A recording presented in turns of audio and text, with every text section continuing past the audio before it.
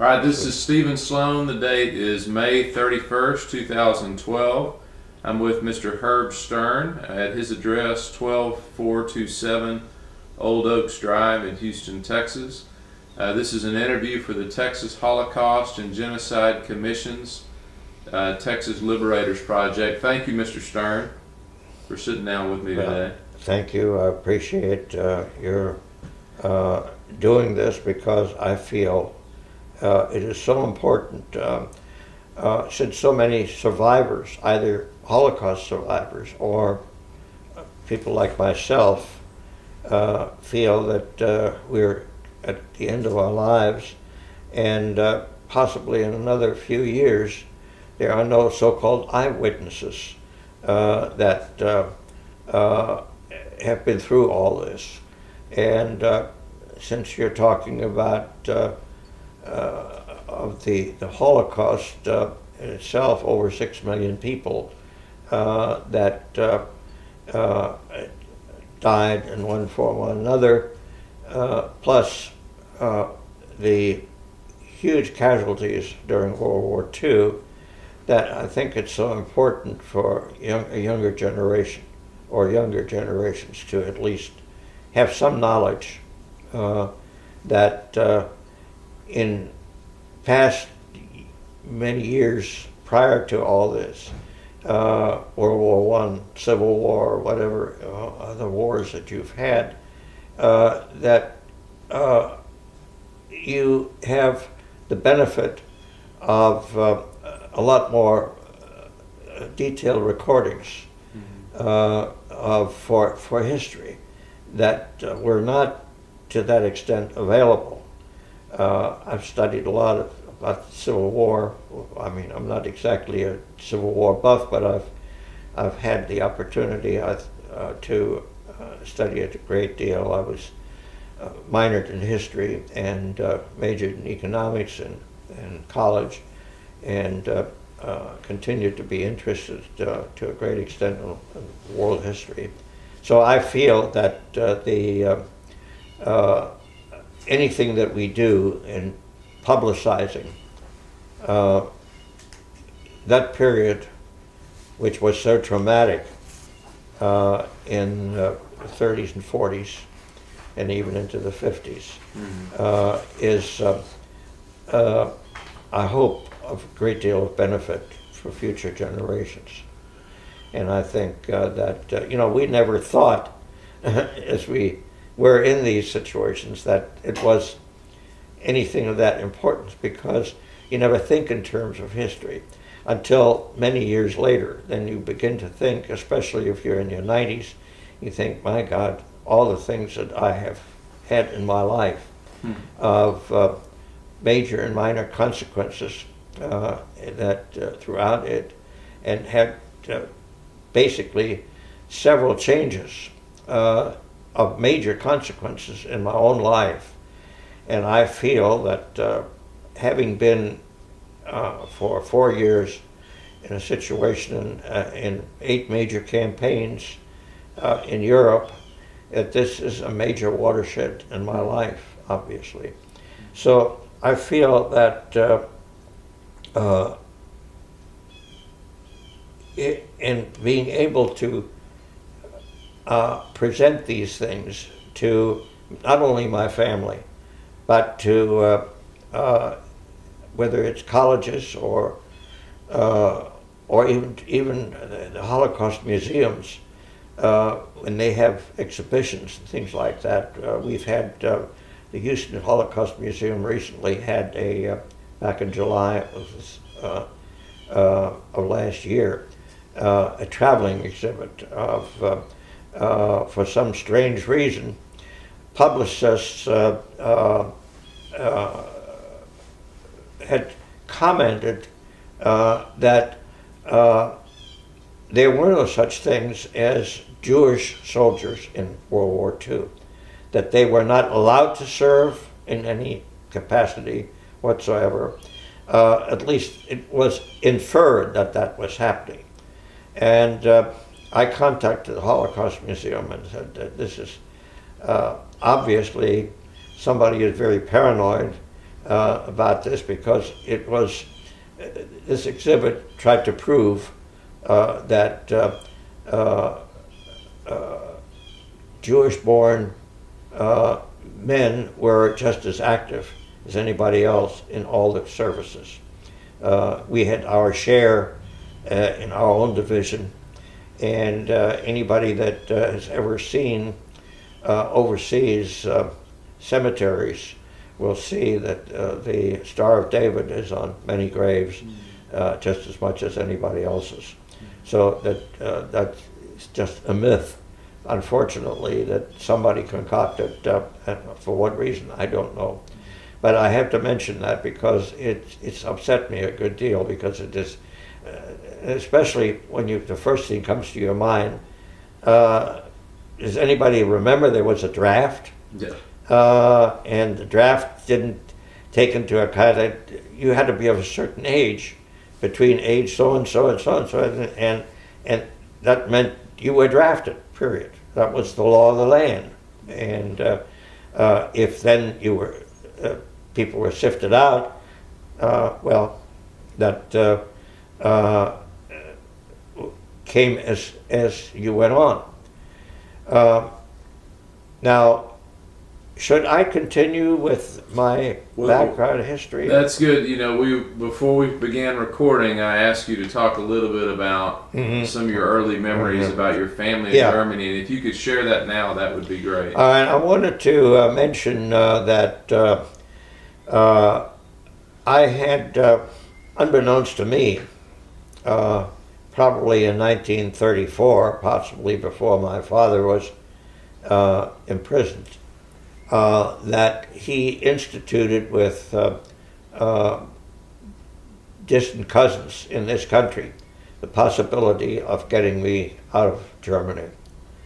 Because had I stayed there, the inevitable would have been, just as has happened to many of my families and close friends, that we would have ended up either in Auschwitz or somewhere else, because many of my people, one of my grandmothers, my mother's mother was one of them, and numerous friends that I went to school with who had actually moved to France to escape the Germans, and of course were caught later on, so that almost everybody that I grew up with was gone.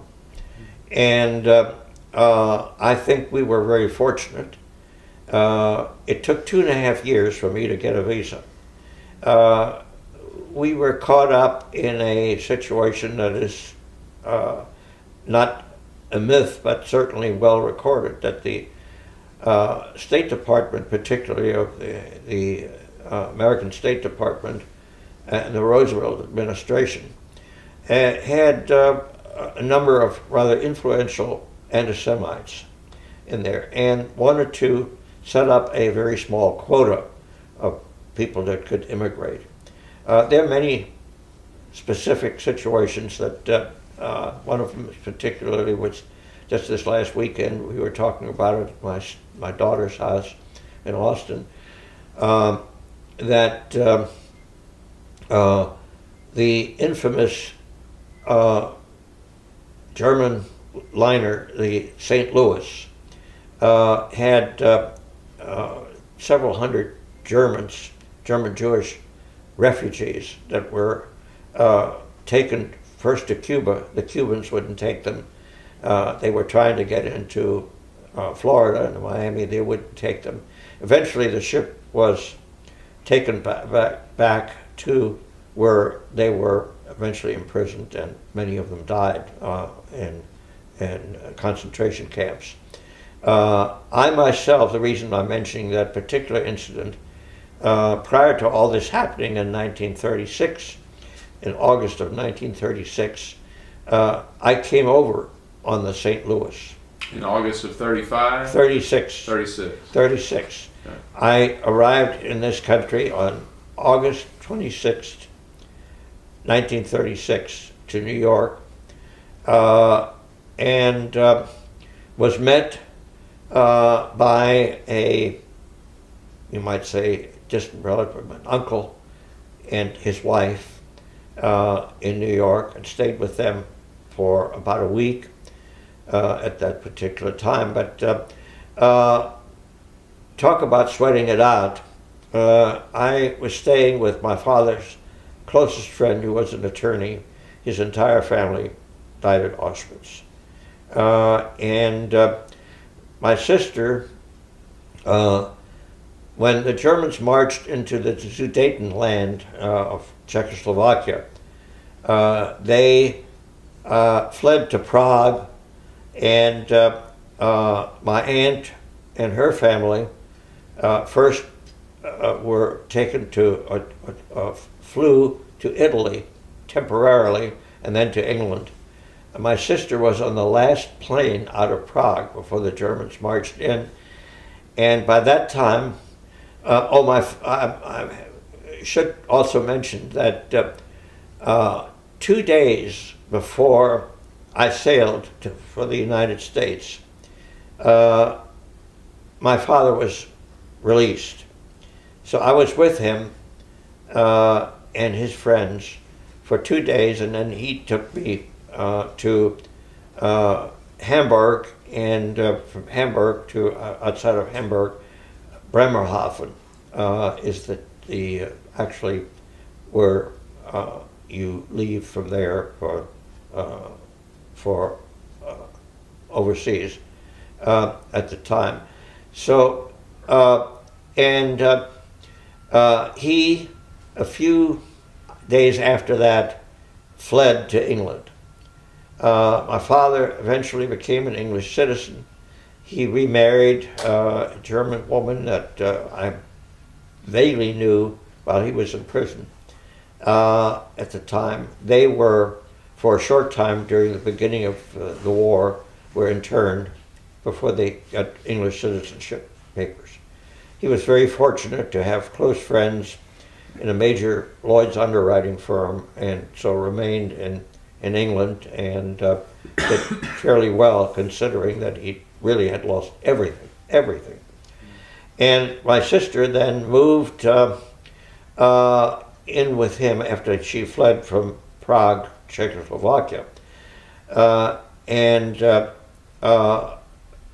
During the Blitz in London and so on, she was one of the young people who was sent to the country. She was sent to a small farm family where she became a babysitter for an infant for a while. Eventually moved back to London, got a job at a well-known hairdresser, and lo and behold, in early 1943, she met a Texan, just by coincidence, you might say almost at a street corner in Hyde Park, London, and he was on Eisenhower's staff, and she eventually became a war bride and moved over here in 1946 and moved to Austin, where the family lived at that time. And the last time I had seen my sister was in 1932, and we were reunited. Of course, I was working out of Cincinnati, Ohio, and eventually was transferred down here in 1949 by my company. And we had a district office here that was virtually non-functioning since World War II. And I took this whole Southwest region over at that time, so we were moved down here. And eventually, I mean, it's a really unbelievable story that we were reunited, of all things, here in Houston. She still lives in Houston. She will be 90 years old in December, and she has 4 children here that all in their 60s nowadays. And so and we do see each other fairly frequently.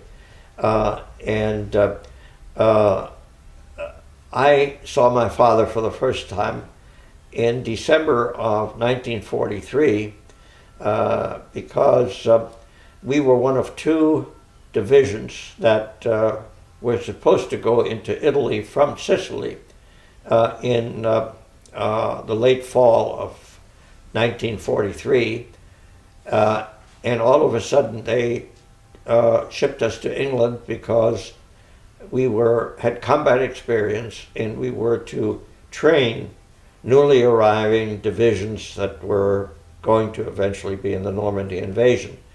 And while I was in England, I was sent to British intelligence school for 2 weeks in London, and it was an eye-opener because I learned so much more than what we were guinea pigs for in North Africa and Sicily. Because I was in the medics when I came to the 9th Infantry Division at Fort Bragg, North Carolina, in the late summer, or I guess it was August or something like that, of 1941. And after a few weeks in the 9th Infantry Division, all of a sudden they announced that a specific number of what we called cadres out of each company in the division, of all units, were taken out to form a brand new division, which turned out to be the 82nd Airborne Division at Fort Bragg. And I can recall that in the summer of 1942, most of us were shipped to the Chesapeake Bay to get involved in amphibious maneuvers. And that we were destined to go overseas. Many of us had no idea whether it was the Pacific or Europe or where we. Certainly, one of the things we never thought of is that we would go into Africa. In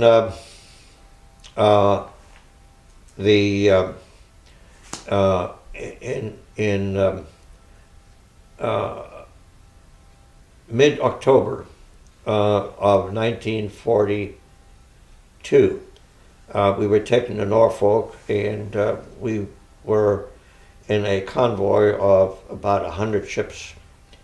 And I was very fortunate to be on the Commodore's ship, which was very much protected because the convoy was being highly protected by British destroyers and cruisers throughout the journey because of the activity of German U-boats during that period of time. So we were at sea almost 3 weeks, almost 4 weeks, before they told us that we would be landing on the French-Moroccan coast, an amphibious landing. And that meant you went on nets over the boat and then into these little PT boats, little. I want to pick up there, but there's a lot I want to ask questions about that you've already put forward there. If you could go back and talk about, because we didn't get it on the recording, some of your earliest memory and the story of your family there in Germany. So prior to 32, yeah. Well, I of course attended both what you would call a classical gymnasium, which meant that you were taught, among other things, Latin and Greek, but mostly Latin, and but also other languages were French. And I learned that after I was actually no longer allowed to go to school, that one of the teachers actually started teaching some English at that time. But I had, other than that my father, I would overhear business conversations and read some business letters that he would write, that he spoke almost fluent English. And his English was really what I would call Oxford English. I mean, it was and I think I learned a great deal. Now, my maternal grandmother, I had mentioned this, was actually born in New York. And this was a coincidence because her father was a tobacco importer, and he would spend 6, 8 months in the United States, mostly New York, in trading capacity, in tobacco trading and stuff like that. They lived in Hamburg when she grew up, but she was just born there. So she spoke American English, but again, not really knowing at the time that I would ever end up in this country. I just picked up on it. My wife always says that not on her family side, but my family side, that we have an ear for languages and for music. And one of my sons in Kansas is perfect pitch, and he. I mean, this is more like a hobby, but he plays in his Topeka is where he lives, and plays in the symphony. He plays first trumpet in the symphony. And Charlie, my son in Waco, plays trumpet in the jazz orchestra, the Waco Jazz Orchestra, and has for years. I mean, he's doing it for fun, but he feels it's a real release, an outlet for him to do so. And I think this is probably picking up a language and speaking it. I cannot tell you, I don't know really why, that so many people that were my contemporaries who left Germany for English-speaking countries, that you can tell the minute they open their mouths that they are, from either from Germany or from another country. TH is a terrible situation for most people because they can't pronounce the V. It's that way. I have some people here in Houston that, really, I have a cousin in New York. You can tell immediately they have a very strong German accent. They can speak English pretty well, but getting back to that period of time, I was able to go to school till what we would call the 11th grade, maybe like a junior. And at that time, anybody that was of Jewish descent was no longer able to allowed in any school. I mentioned that for our family, the complete breakup came in 1933. My mother had committed suicide. I think you had actually a number of people in Germany that were different ages who just felt that there was no way out to anywhere to do anything. And I think my father, at least I don't believe that he ever thought of leaving Germany at that time. But then he was imprisoned in 1934 because the Germans had started one of the early laws that they had started was you cannot take German marks out of the country. And since he was given money to buy foreign passports in various countries with the idea that the people that would receive these foreign passports would have some semblance of protection from the Nazis. It was a myth, but at least at that time, nobody thought about it in any other way. And his phone line was tapped by the German secret police, the Gestapo. So he was taken off a train going to Switzerland at the time and imprisoned. Our belongings, all of our belongings were auctioned off in order to raise sufficient money, primarily to find a defender for him, an attorney, former district attorney, who was quite prominent in these civil situations at that time, to get him as light a sentence as possible.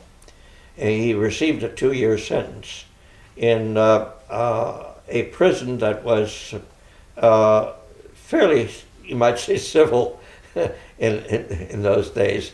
And I was allowed to see him every 6 months for an hour during that period of time. And it took me about 2 hours to travel to see him, and then to see him for about an hour. And he was able to get out 2 days before I sailed. I sweated out living with 2-3 people, shunted around. My sister was moved to Czechoslovakia to live with my mother's sister and her family there. And she went to a convent school while she was there at the time.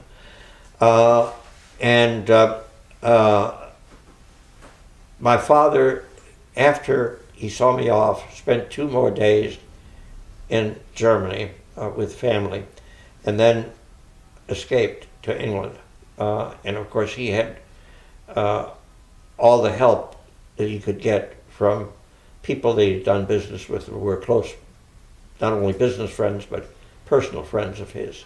So he was able to take up his whole life all over again. But he was then in his late 40s or early 50s. I don't really remember exactly, but it must have been in the late 40s.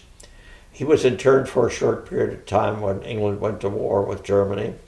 But other than that, he did quite well and remarried. As I mentioned before, I saw him first time again after 1936, in August 1936. I saw him for the first time in December of 1943 when we were stationed in the south of England around Winchester. I would have furloughs every few weeks and took the train up to see him, to see them, and stayed with them. And I have to tell you one very funny story. They were nervous wrecks during the Blitz because their apartment, or flat as they call them, was near what they call the Hampstead Heath in London, and that was the major concentration of aircraft or anti-aircraft guns around that area. So when, in the middle of the night when those things went off, everybody took their ready-made bedding and went down to the tube, the subway, and stayed there during the rest of the night. I remember staying with them, and this was the first time in 2 years I slept in a bed. And I put a pillow over my head while they went off and turned around and went back to sleep. So it didn't bother me that much. Anyway, so I had, and then when I was assigned to work with British intelligence school for 2 weeks, I probably was the only American soldier ever that stayed with his family in London, England, instead of being billeted by American facilities at that time.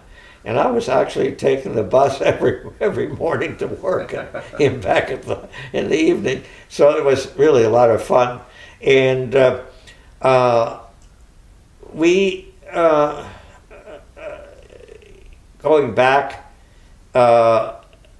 I mentioned before that my sister and family she was with, which was my aunt and uncle, they fled first to Prague when the Germans marched into Czechoslovakia, and they that family fled to Italy and then to England. And my sister was on the very last plane out of Prague to fly to London. And from there she was taken shortly after she got there during the Blitz, along with a lot of other young people, were taken into the country, and she became a babysitter on a farm for a while. And then she moved back to London about a year later or something like that. Anyway, she married an American, a Texan, in London. They had met. He was on Eisenhower's staff, and they married. Actually, the night I arrived in Liverpool from Sicily, it was Thanksgiving night of 1943. We arrived, and I've learned later on that they'd been married that day. So they lived in London for a while, and he was eventually taken back to the United States towards the end of the war, and she was able to come over with a bunch of war brides in 1946. And I was the one to meet her in New York, and then put her on a train to come to Texas. Here, she lived in Austin for a while, and eventually she had 4 children, and they eventually came to Houston because he became I think a financial manager for a number of Sears stores, Sears Roebuck stores here in Houston. In the meantime, I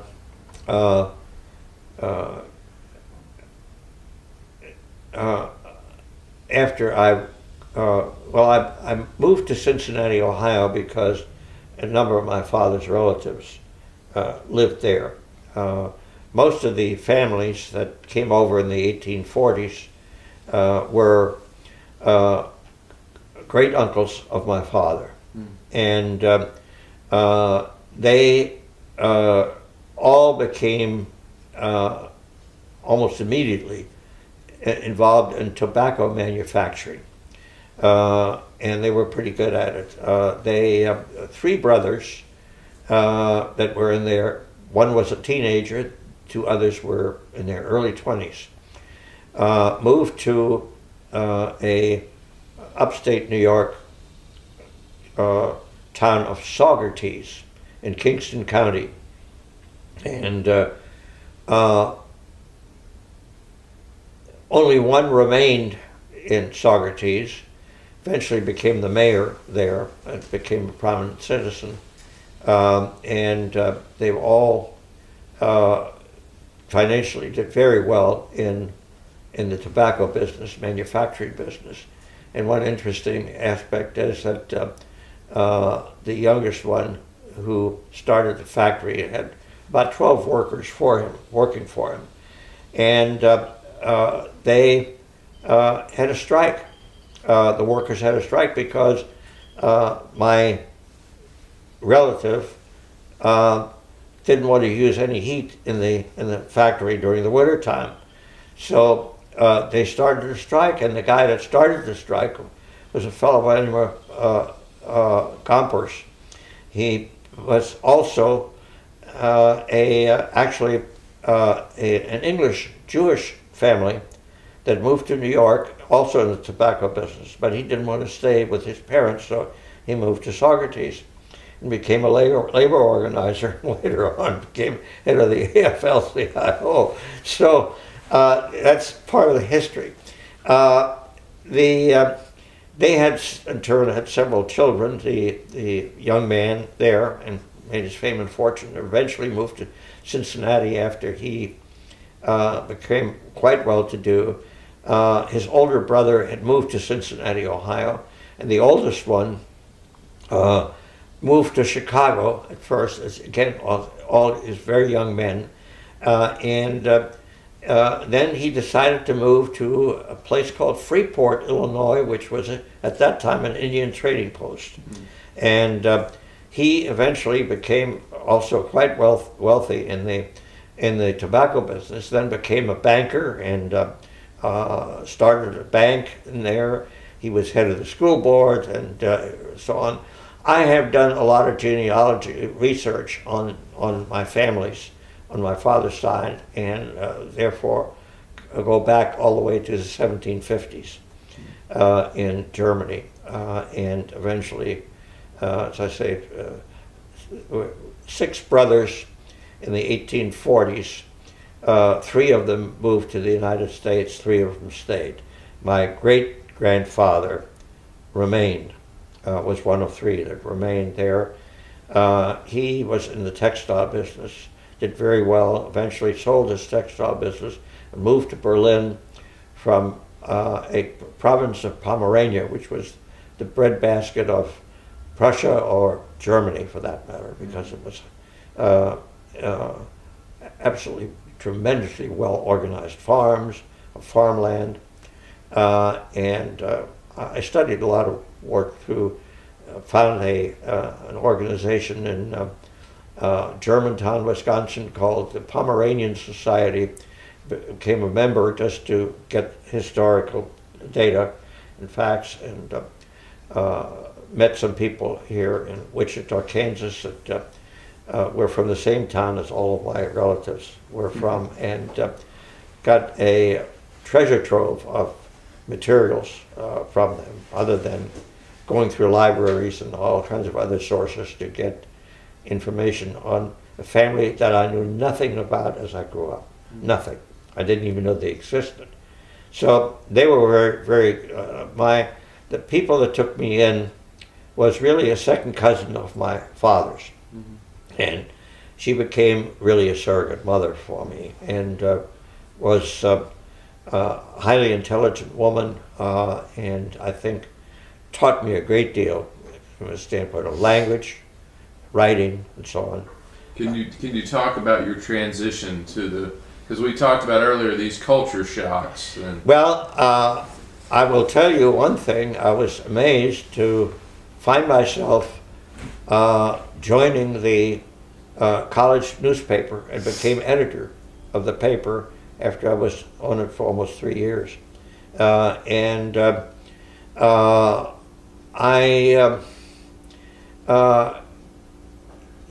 Among other things, I can remember getting into trouble with in writing an editorial one time.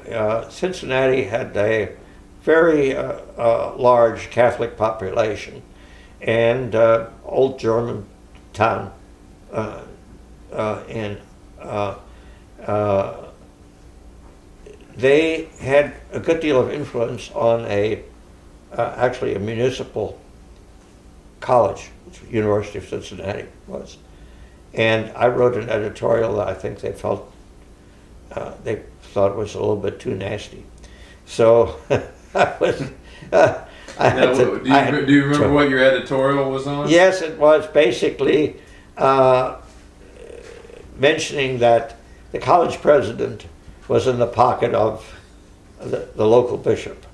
And I mean, this is in a very abbreviated way of putting it, but I was called to the board of trustees and said, you can write editorials about the trustees, and here and there they don't mind because they were mostly big corporate people in the community, and they didn't mind that, but it came a little bit too close to, apparently,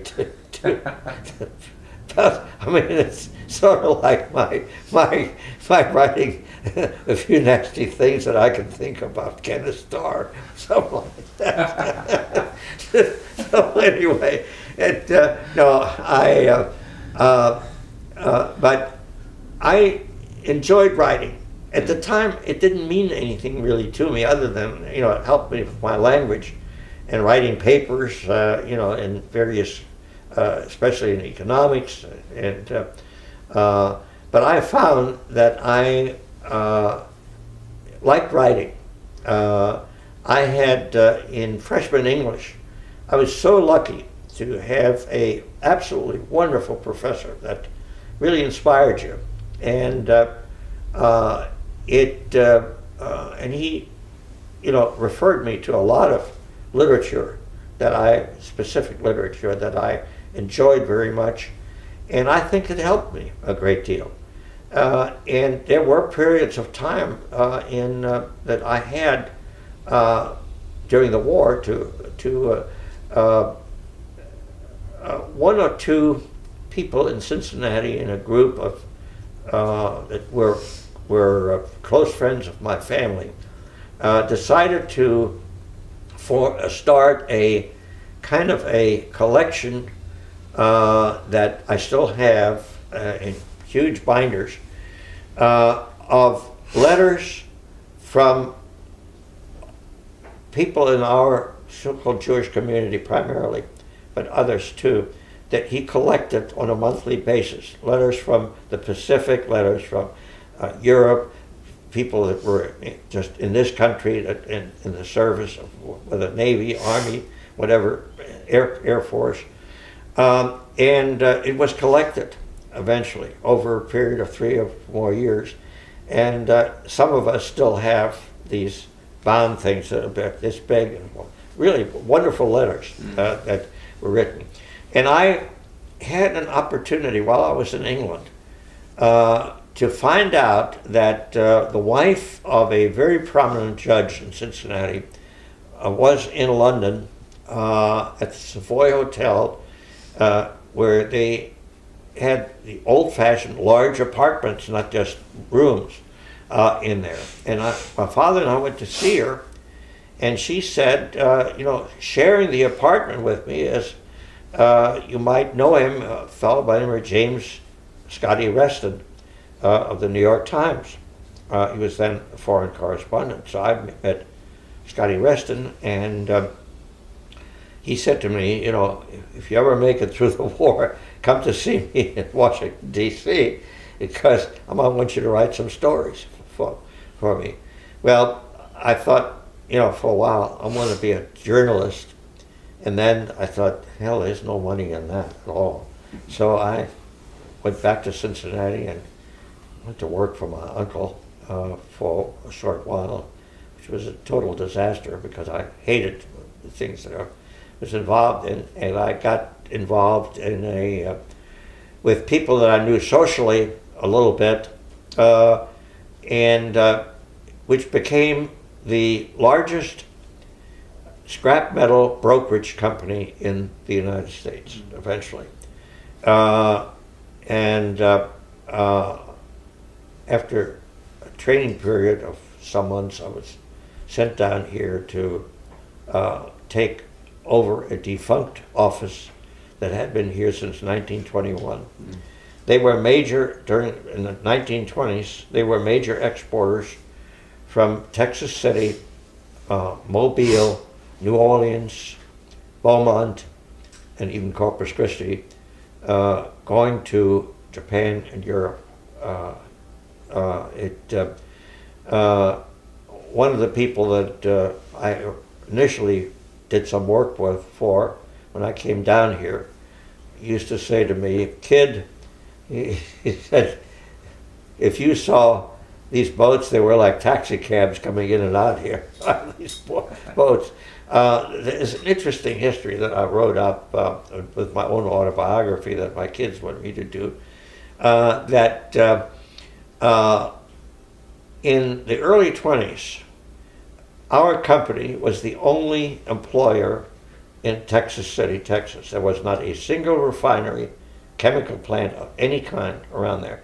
The only thing you had was a switch railroad, the Texas City Terminal Railroad, and the rest of it was, we had several hundred people that we had at any one time 250 to 300,000 tons of scrap metal piled up on the docks of Texas City, Texas. There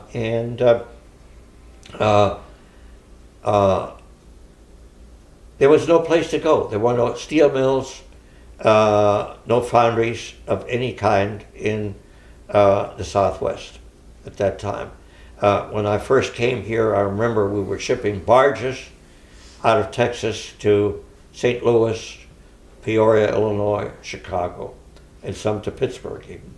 That was in the early 1950s.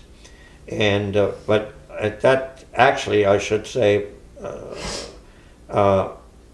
a steel mill was started here in 1942 on the ship channel. And then eventually one in Tulsa, Oklahoma, or Sand Springs, Oklahoma, which is a suburb there. And lo and behold, the Arkansas River was made navigable into Tulsa, Oklahoma. So that was an important situation. I stayed with that same company for 40 years. I was retired by them in 1982, and I was 62 years old. The company policy had been that whether you were a janitor or the president of the company, you had to retire at 60. Well, I was already 62 by that time, and they said, it's time for you to get out. My motor was running so badly, so I happened to meet, not right away, but around mid-80s, I met a man who was solo, you might say, in a business that was, oh, by the way, I was also told that when I was retired that I could not go into a competitive business. I had to sign papers and so on. I was actually an idiot to do that at the time. But in any case, once I met this man, he wanted me to work with him in acquisitions, mergers, and industrial recruiting in the valve business, the pipe business, oil and gas, and things like that we were in. I was with him for 19 years, and I was 88 when I retired. One reason was that he very suddenly died. He was 72 years old, and I was left with some really major international things that we were working on. And his widow said to me, you know, I really think we ought to close the business. So I spent 6 months here at home, gradually closing up the business, and we were doing business in the Middle East, England, over here, and I learned a great deal about what has been so much in the news in the last few years about offshore deep sea exploration and the big projects that you get involved in, and so it was fascinating. And I was with him for 19 years. We really worked as almost as partners, and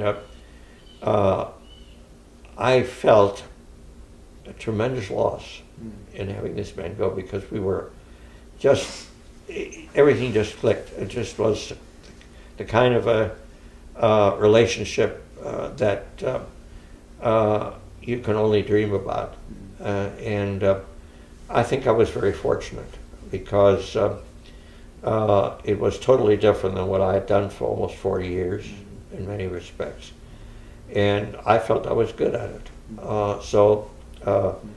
It was difficult for me to actually, even at 88, to stop, but I thought it was a little obscene for me to continue. At 88, I thought, you had two great careers. Enough already. Yeah. But the last few years with my former company were spent not here in the district. We merged with a very large Dutch company that was in the coal trading business worldwide. And I spent some time with them overseas, in not only in Holland, but in France, England, and Italy, Portugal, Spain, what have you. And that was all very interesting. And I became sort of a troubleshooter. We wanted to, considering that we were a so-called national company, we were beginning to do business with a company that we had an exclusive relationship in many other parts of the country. And they were going to the West Coast. And we had absolutely no presence anywhere in the Western states. So I spent from 1978 to early 1982 virtually living in California. I commuted back here to see whether I still had a family every 3-4 weeks. And but I spent a great deal of time in the Northwest Pacific area within Oregon and Washington State and Montana and Idaho and oh gosh, all over the place. And it was in a way fascinating. And one of the most interesting things I want to mention on a personal basis that when I lived in Los Angeles, I found, partially by coincidence, a woman who was then in her mid-80s, who was my mother's closest friend. When they grew up together, they went to school together, and knew each other. And she was in her 80s. She was a she had a most interesting life. She fled all through France ahead of the Nazis because she lived there. She went to Spain. She eventually ended up coming to the United States, to the West Coast, and started an antique business. And she had connections in France with art houses that she was able to get very cheaply and become a buyer of art houses that she sold in Los Angeles, primarily to very wealthy people there, and was enormously successful. Among other things, she had an accounting background, so she really ran her own business. And her daughter married an owner of a radio station in California. Eventually they moved to Adelaide, Australia, because their only child, their daughter, had met and married an Australian law professor who was on, I think, doing some sabbatical work at UCLA. And anyway, the old lady was close to 90 years old when she moved, a major move for her, after being in Los Angeles for, from probably the late 30s on. So this was a wonderful, you might say, contact, and even though she was a good deal older than I was, we could reminisce a great deal, and she was a very feisty person who I think sort of took a shine to me, and I felt, and there was a lot of nostalgia in a way for us too. So I had at least somebody, but I did make some friends out there that I still have as friends to this day. And there was a time actually when we thought, gee, I'd like to move out here, but we just felt it was too much of a move to make. So with her, you could reminisce about your mother, and you could discover more things that that I, as a small child, didn't really know very much about. Sure. So that was a very interesting period for me in being out there, and I really did a lot of pioneering out there because the company now is virtually has taken over almost everything that were competitors of ours on the West Coast, so that was essentially a period that I felt sort of like I've been there at the creation of everything that was going on. Today they're very big. My company is, my former company is, because I say my company because I'm still have pensions from them, that it's probably one of the best known steel companies that bought out our company, called Nucor Steel. I don't know whether you've ever heard of them, but Nucor Steel has got plants in Jewett, Texas, near Buffalo, Texas, and halfway between here and Dallas, and they have plants all over the country now. And they were one of the few companies with their methods and their policies that was able to compete with the foreign steel that was such shock to the old big steel companies that so bitterly complain, like the oil companies do about what the government is doing to them on regulations. The steel companies had the thought that the government should protect them, big steel, whether it was U.S. Steel or the steel mill here, which became Armco Steel, and all these companies that cried their eyes out about how that the government should set up tariff protection, not to bring in foreign steel, something like that. Anyway, I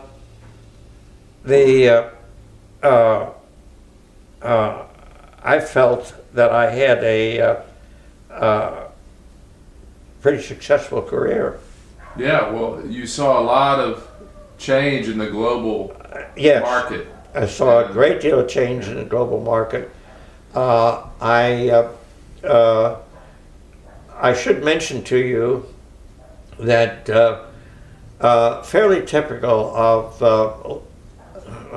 not necessarily all German Jewish families, but I was very much aware that there was a lot of bad blood between my father and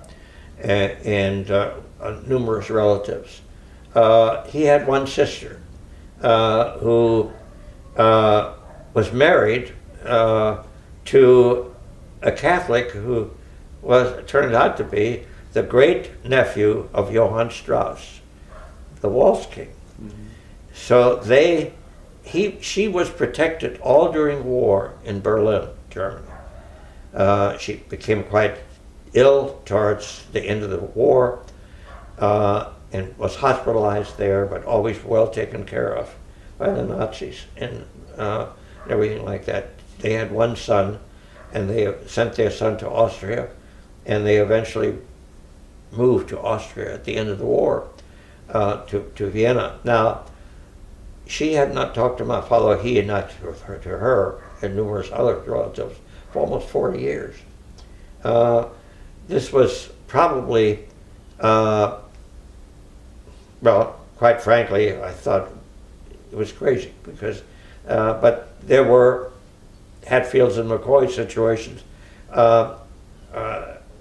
throughout a lot of these families.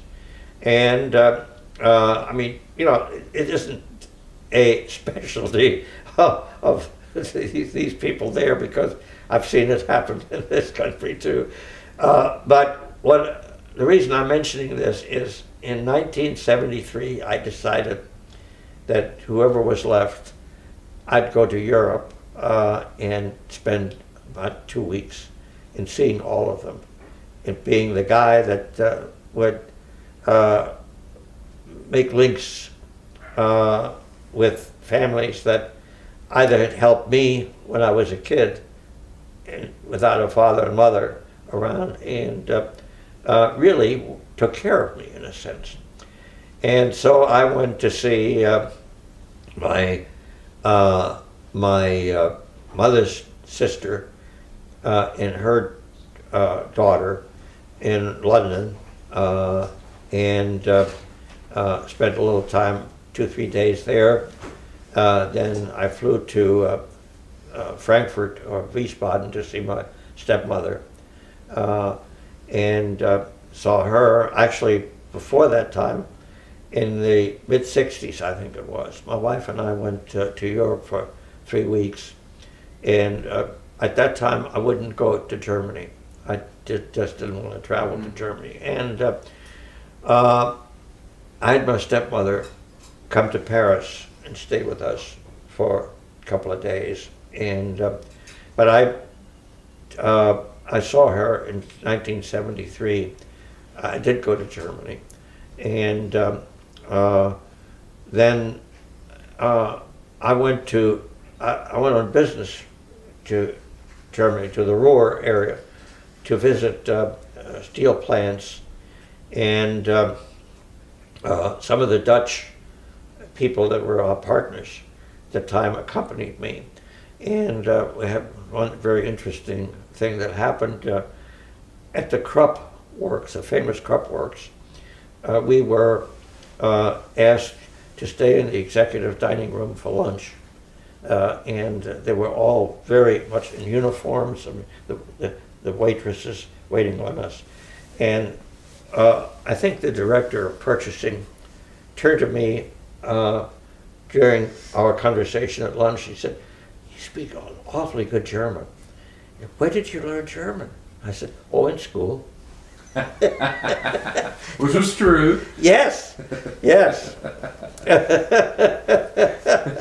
Yes, it is. So, and the Dutch across from me, of course, knew my story. They just had to go like this. so you were able to see your aunt on that? I saw my aunt. I saw my aunt in Austria, in Vienna. I was there, and so it was 2 weeks with various relatives that I spent. And in 1975, I did the same thing again. At that time, unfortunately, my stepmother, who lived in Wiesbaden in a very lovely retirement home, I learned from her, one of her relatives, who was a doctor, woman doctor, contacted me at the hotel and said that you better come fairly quickly because she is dying of cancer. And she was conscious really only for a few minutes when I went there to see her in Wiesbaden, Germany, is where she was in a very lovely retirement home that they had at the time. I remember at the Frankfurt airport renting a big, fat, red Mercedes, and I drove about 90 miles an hour on the Autobahn to get to this place.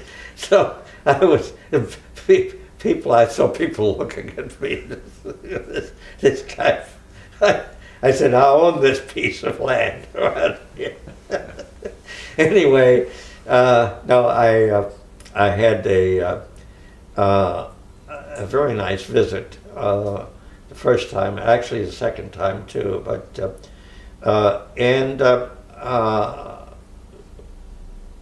about I think it was 1978. I was in Holland at the time, and I called my aunt and my father's sister in Vienna. She was then in her early 90s, and she said, "Are you coming to see me?" And I said, "Look, I'm here on business. I don't think I can get away at all to do that." And if you travel within Europe at all, your airfares are very, very expensive. Mm-hmm. And I just, for a day or two, just to do that, I just didn't want to do that really at that time. But in a way, I'm sorry I didn't do it because she was really only one of the close relatives that was left at that time. So, and now we don't have anybody left there. They're all dead, and I guess I was lucky in a way to do that. But it meant a lot to me to visit people that, in a way you could say I made a complete break. I became not only a U.S. citizen, but I sort of left everything behind.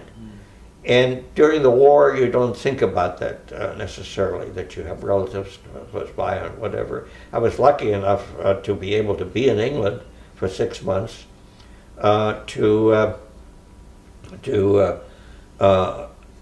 see my father and stepmother, and that was not really very often. Every couple of months you could spend overnight there, because I think my outfit was very generous in giving me passes, because they knew that I had a father living in England. What do you think fueled this irreconcilable situation between your father and his sister? I think it was probably very foolish. In many ways, it was probably resentments over some stupid family situations. They were, if you were to sit down with a psychotherapist today, you probably would think in terms, was this necessary? It was just, these were things that it's sort of like somebody saying that you have a very steady personality, always mad at somebody. Some people just have a chip on their shoulder. I think a lot of it was just paranoia about virtually nothing that is important, but they all thought it was. And I think, frankly, that coming to the United States, you don't have that intense relationships, I found, that you have. You either have friends or you have family that you get along with, or you take it or leave it, almost kind of a thing. It's not the same over there. I think people, if you said one bad word about somebody, it was taken to heart to such an extent that I learned a great deal, I think, fortunately, in this country, and not taking everybody too seriously about a lot of things. And I think I was very fortunate to be with my family. They had 3 children themselves. They were younger than I was. My cousin, who lives in Washington, D.C.,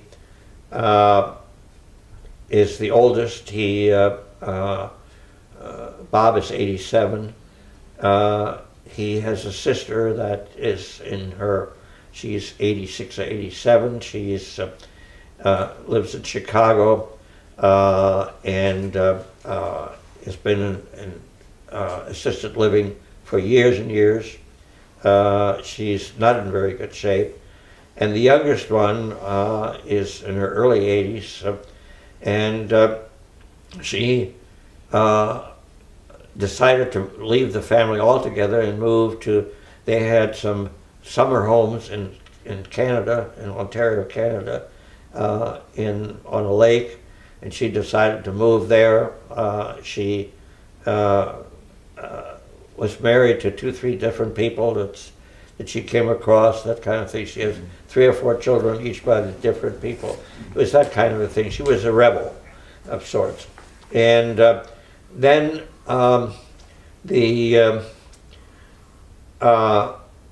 my cousin in Washington, D.C., I'm in touch with pretty regularly.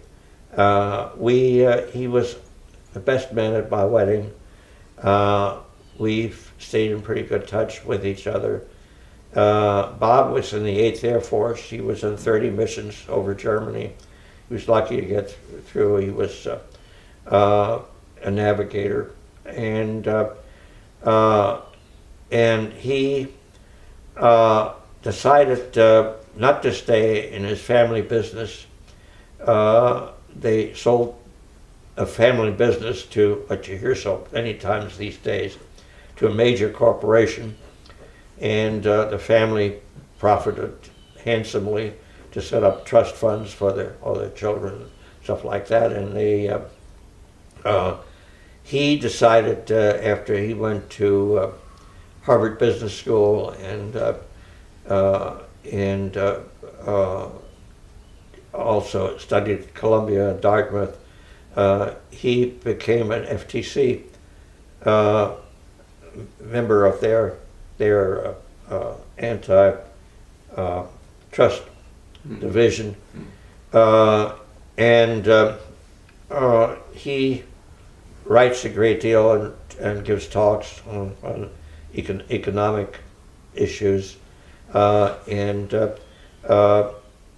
lives off nice trust funds, whatever it is. So anyway, those are really the few direct families that I have left. And I tell you one thing, I've given some talks here and there to veterans groups and also to high school children about the war, things like that. And I think one of the things that always come to mind when I speak to them, I said, the older you get and you're around, it gets to be very lonely because almost everybody's gone that you've known, whether they're family, whether they're friends, and and gradually you lose everybody that is around you. And being, that's not exactly a nice thing about living this long in that. But when I think to myself overall of having been born at the end of World War I and living through this period, you begin to really appreciate history a great deal because you've seen an awful lot and you've been through an awful lot of things. So, well, I'd like to go back to the summer of 1941. Okay, the summer of 1941, I found myself needing one credit, so I went to the draft board and I said, can I get a deferment for about a month and a half, something like that, to finish the course that I had to take during the summer. And then I was drafted and was sent to a place called Camp Lee outside of Petersburg, Virginia, which was brand new at the time. And I found myself being in the medics. Why? I couldn't tell you. And you learn a lot about what you're supposed to be doing in the field, and how to treat wounded people. And I thought, well, so I'm in the medics. And after about 2 or 3 weeks there, I got a message that I had to come back and get a pass to get back to Cincinnati, Ohio, because they had a district court there, federal district court there, and that I was to get my citizenship papers. And I was interviewed by a couple of the newspapers there because I was in uniform and they had never seen anybody in an American uniform that was sworn in to become a United States citizen. So, and then after I think 4 or 6 weeks there at Camp Lee, many of us were transferred to the 9th Infantry Division at Fort Bragg. And I thought to myself, what the hell am I doing here? In a place called Fayetteville, it was called Faidelberg, which is a terrible town, really. a typical Army taught, was a huge camp, and was known as an artillery training camp primarily. Later on, it was shared by us, and I think I mentioned to you that we were sort of became the mother of the 82nd Airborne, and I found myself with, I would say, 80% of Brooklynites. Really a bunch of tough guys, many of them Italian or Italian descent, some New Jersey people, mostly from the East. And they all, had either high school education or were people who had been in some capacity. There were a few people, by the way, who had been in the regular Army, including some of the officers. There were some officers who had been in the cavalry here at Fort Sam Houston. Many of the officers were from the South, and most of the enlisted men were from the East, eastern states, New England, New York, New Jersey, Pennsylvania, so on. I was one of the few people from Ohio at that particular time. So I learned basically a new language altogether. And it was fascinating. And we all became, sooner or later, all very close friends. Really, I mean, it was just, it was, including the officers, for that matter. And at first I was in the medics, in the medical battalion, of the division. Only when we were in a call it business. I mean, in a bivouac area in a place called Port Leoti, French Morocco, and again, this was a fascinating period because if you were at all in any contact with natives, the women all wore veils, and it was very primitive in many ways. Although the French had settled that part of Morocco since the 1870s. Port Leoti was named after General Port Leoti. By the way, I should go back a minute and tell you, which is an interesting thing, that our landings were covered by the battleship Texas, which is over here in the monuments now, in mothballs or whatever else you could call it. And I think to myself, when we happened to once in a while go out to one of the restaurants out there, to see that thing, and to think back to November 8th, 1942. It so happened that there was another landing by one of our regiments.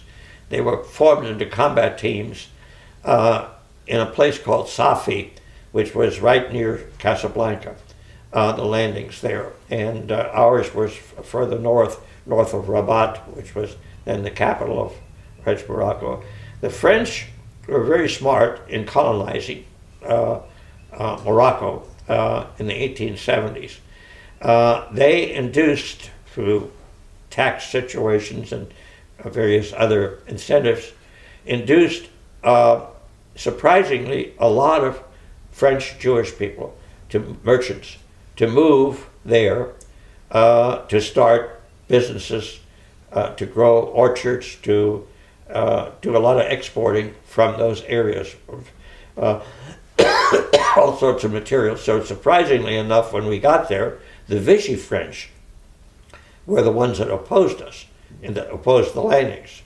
And they had both native troops and some French non-commissioned and some officers there. We fought actually in in Safi, they marched right in. There was no opposition. In Port Leoti, we had 3 days of fighting. And we landed actually at a sea resort place that had cabanas and swimming pools and everything else, and a lot of dead bodies around there. The first wave, or first 2 or 3 waves, we were strafed by French planes when we landed. So it was amazing. And they actually had a huge mountain area at the entrance of a river that was going on. Here's the beach, here's the mountain, here's a small river, and right above the river on the embankment was railroad tracks, and they had a naval gun that was moving back and forth on these tracks, shooting at us. And this mountain was called the Cosma. And they had, which now is an American cemetery for some of our people. We had, I think, some between 30 and 40 casualties, actually, during that fighting. Interesting thing, they had a big stadium at the edge of town, and all the Jewish people were assembled and stayed out in the grass of the stadium. They were herded there. I've also found, interestingly enough, that towns further inland into the desert, like Meknes, Sidi Bel Abbes, which is the headquarters, still is, I think, of the French Foreign Legion. And by the way, they did have some legionnaires fighting also against us at that time. They were rounded up there by the Vichy French. What they were going to do with them, I don't know. But in Meknes, which is let me go back 1 second and tell you that these cities are all very modern cities. Beautiful highways, high-rise buildings all over the place. Back in the early 40s, I'm talking about now. For some reason, we had a chance to go to Meknes, a town in the desert that had a synagogue that looked like an old Berlin synagogue, beautiful old ornaments and everything else. And I think that a lot of the population were what they call Sephardic Jews that were originally from Spain and of course in France also, that lived there. Commerce apparently built up all these cities over the years from the 1870s on into the 20th century, early 20th century. So surprisingly, a lot of these towns were quite modern. In December of 1942, we were taken out of these bivouac areas to what was called the 40 and 8. I don't know whether you've heard of that.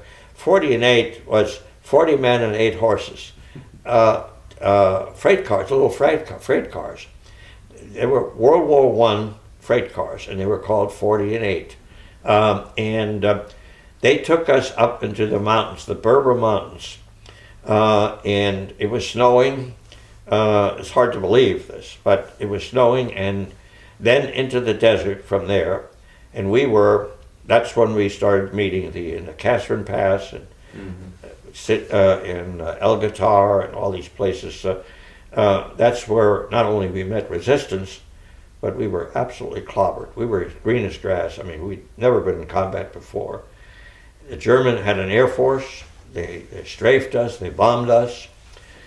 We had lots and lots of casualties. And there are many stories I could tell you. It's just too lengthy and involved. But we were. Let me go back 1 second to tell you what I was doing then.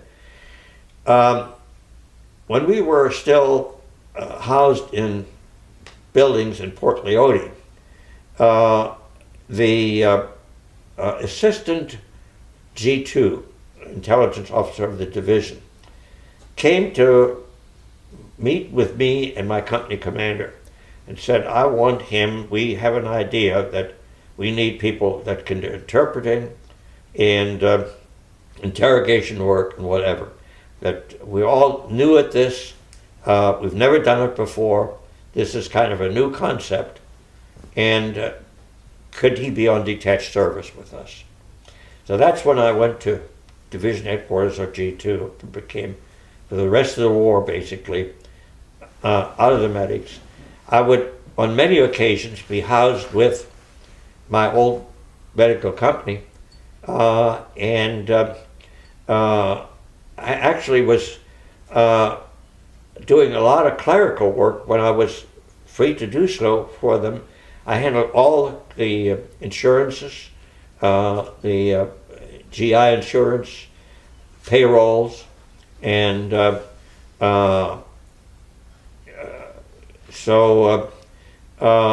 there were a lot of, you might say, personnel files that I had to take care of, along with our first sergeant, who also was from Long Island, and he called me Stein. Stein. And my nickname became Gestapo, by the way. Everybody in the division knew me as Gestapo. So, because I was doing, so the idea was, if you spend a lot of time with the medics, then the first thing you want to do is, if you have wounded German prisoners from the Africa Corps, which, by the way, was probably as professional an army as you would ever have in any army in any country. I mean, they were truly professional soldiers from top to bottom, and a formidable opponent, you might say, a foe. So anyway, we were doing a lot of improvising. We had no idea of how to go about doing all of this and how to do it.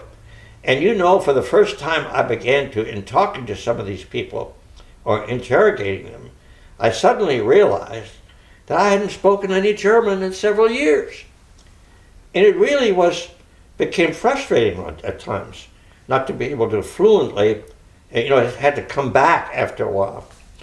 So little did we know that in the Second Corps, which was Operation Torch, really, that we were the guinea pigs for what later on, back in '44, I think, they formed a Camp Riley, or Fort Riley, Camp Riley in Maryland, that from those experiences that we had, the Army had gradually set up manuals and everything else to recruit people who had foreign languages, particularly German and Italian possibly, or French, to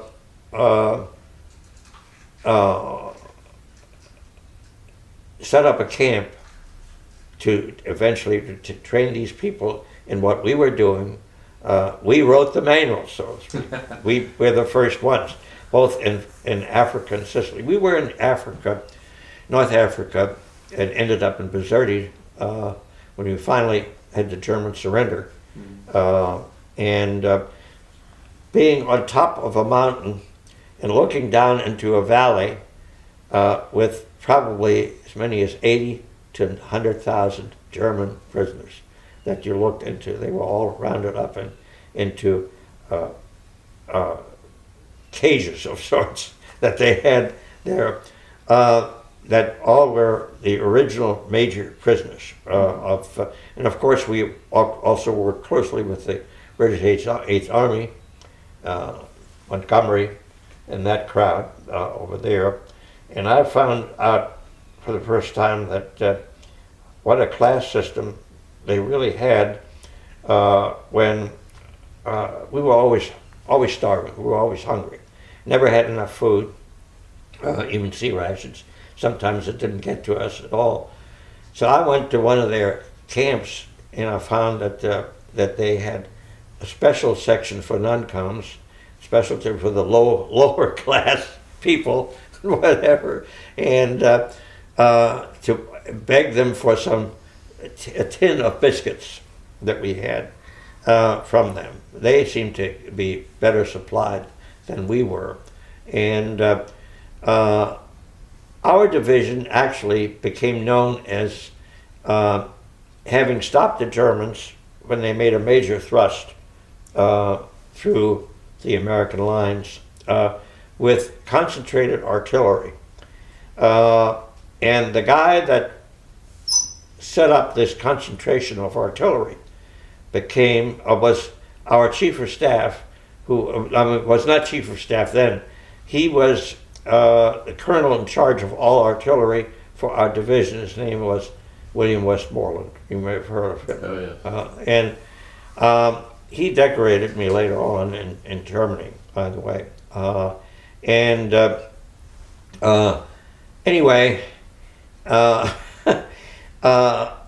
we, through a concentration of opposing tank forces that the Germans, Panzer forces that opposed us near the Catherine Pass area. I don't remember the time right now. I was, by the way, for 2 weeks attached to French native troops. They were called the Goumiers. They were Berber mountain troops, and they were natives. And the first day I was there, they caught a sheep, and they strangled the sheep, put it on a tree limb, and with their wonderful knives that they had, they slit the belly open a little bit and blew into the area to be able to open the outer skin of the wool around it. And then they, one guy was building a little fire with some stones surrounding it, and one guy took out the liver and the heart and everything like that, and they had these long sticks that had sharp points, and they would put this meat on there, and then they held it into the fire, and they said, "Here, eat it." So The entrails? there's a write-up about me that I was supposed to have supposedly said, which I didn't. Said, "Well, it beats sea rations." So they were people that had these huge belts and these what looked like nightgowns, these striped nightgowns that were very warm. I mean, heavy wool nightgowns, and they wore mostly bands around their heads, and they all had beards like this, huge beards, and they were people that could go into at night especially, into the German lines and cut off their ears, and they would have ears all around their belts. These ears, whatever, or they slit their throat mostly. Anyway, they were fierce-looking guys. And I remember in Bizerti, I don't know where I was going in a Jeep, and I saw this small formation that looked like a platoon of Goumiers with a French non-commissioned officer who had a swivel stick under his arm like this. And they were supposed to be being at attention. It meant their rifles had to be like this. And this guy goes up to one of them, apparently he was a little bit out of line, and he hit him with that swivel stick across the face. And I began to think, don't they rebel against these guys, these French? These were French natives. No, they didn't. That was apparently part of the course. Have you, by any chance, ever read or know of a famous writer for the New Yorker magazine called A.J. Liebling? Does that name ring a bell? Liebling was one of the people, Ernie Powell, all of these people, because some of them traveled with us. There's a famous story about a soldier with with our 60th Regiment, which was one of our 3 regiments of our division, that is a famous story that was made into a book. It was written about him and all of his exploits in Algeria and Tunisia in there. I mean, you talk about primitive living. It was, there were areas where we would be in, set up tents near a wooded area, and everybody would have dysentery. Everybody. I mean, you would hardly able to get up and get going. At the end of the fighting, they took us near outside of, we wouldn't go into town, no. City Belle-Abbesse, where the French Foreign Legion was 2 miles away. We were in a wooded area. We had to be setting up shelter halves in there, and most of us were just, like this. And if you went to the kitchen to get something to eat, your mess kit, the minute you have food on your face, was covered with flies all over the place. Our commanding general made us, this is after the fighting, all we were wearing is boots and underwear, no tops. They made us put full field pack on and walk a mile and run a mile, no matter how much you were out of it, in order to keep your your physical strength up with it. Eventually, I think they moved us to a town called Oran, which is near Algiers, seaport, on the Mediterranean, and there we embarked on ships, small merchant ships, to go over to Sicily. And I remember we, at night, landing, or after dark, landing in Palermo, outside of Palermo Harbor, and we were strafed again on the boats by German. The British had already landed in another part of Sicily. We were landing near Palermo, and we had to walk with full gear from after we disembarked about 2 miles to a railroad track. We were taken on inland from there. Sicily was really it was interesting. I mean, I could tell you a lot of stories, individual stories. One of them I can recall being overnight in a jeep on top of a mountain in the interior of Sicily. I mean, you felt like you were in New Guinea or someplace like that, but far from any civilization. There was nothing else around. And you wake up, and we have one of these huge aerials on this jeep, and the guy turned on the radio, the armed forces playing Glenn Miller tunes, and in this godforsaken place, and it just felt, your spirits were lifted all of a sudden. It was just great, to have little things like this were just terrific. It was near a place called Troina in Sicily. And I remember swimming in the Tyrrhenian Sea and thinking to myself, here goes Odysseus, the Odyssey, whatever. So it was, and one time in a bivouac area, a farmer comes along with looks like a wheel this big. It was some goat cheese that he gave to us.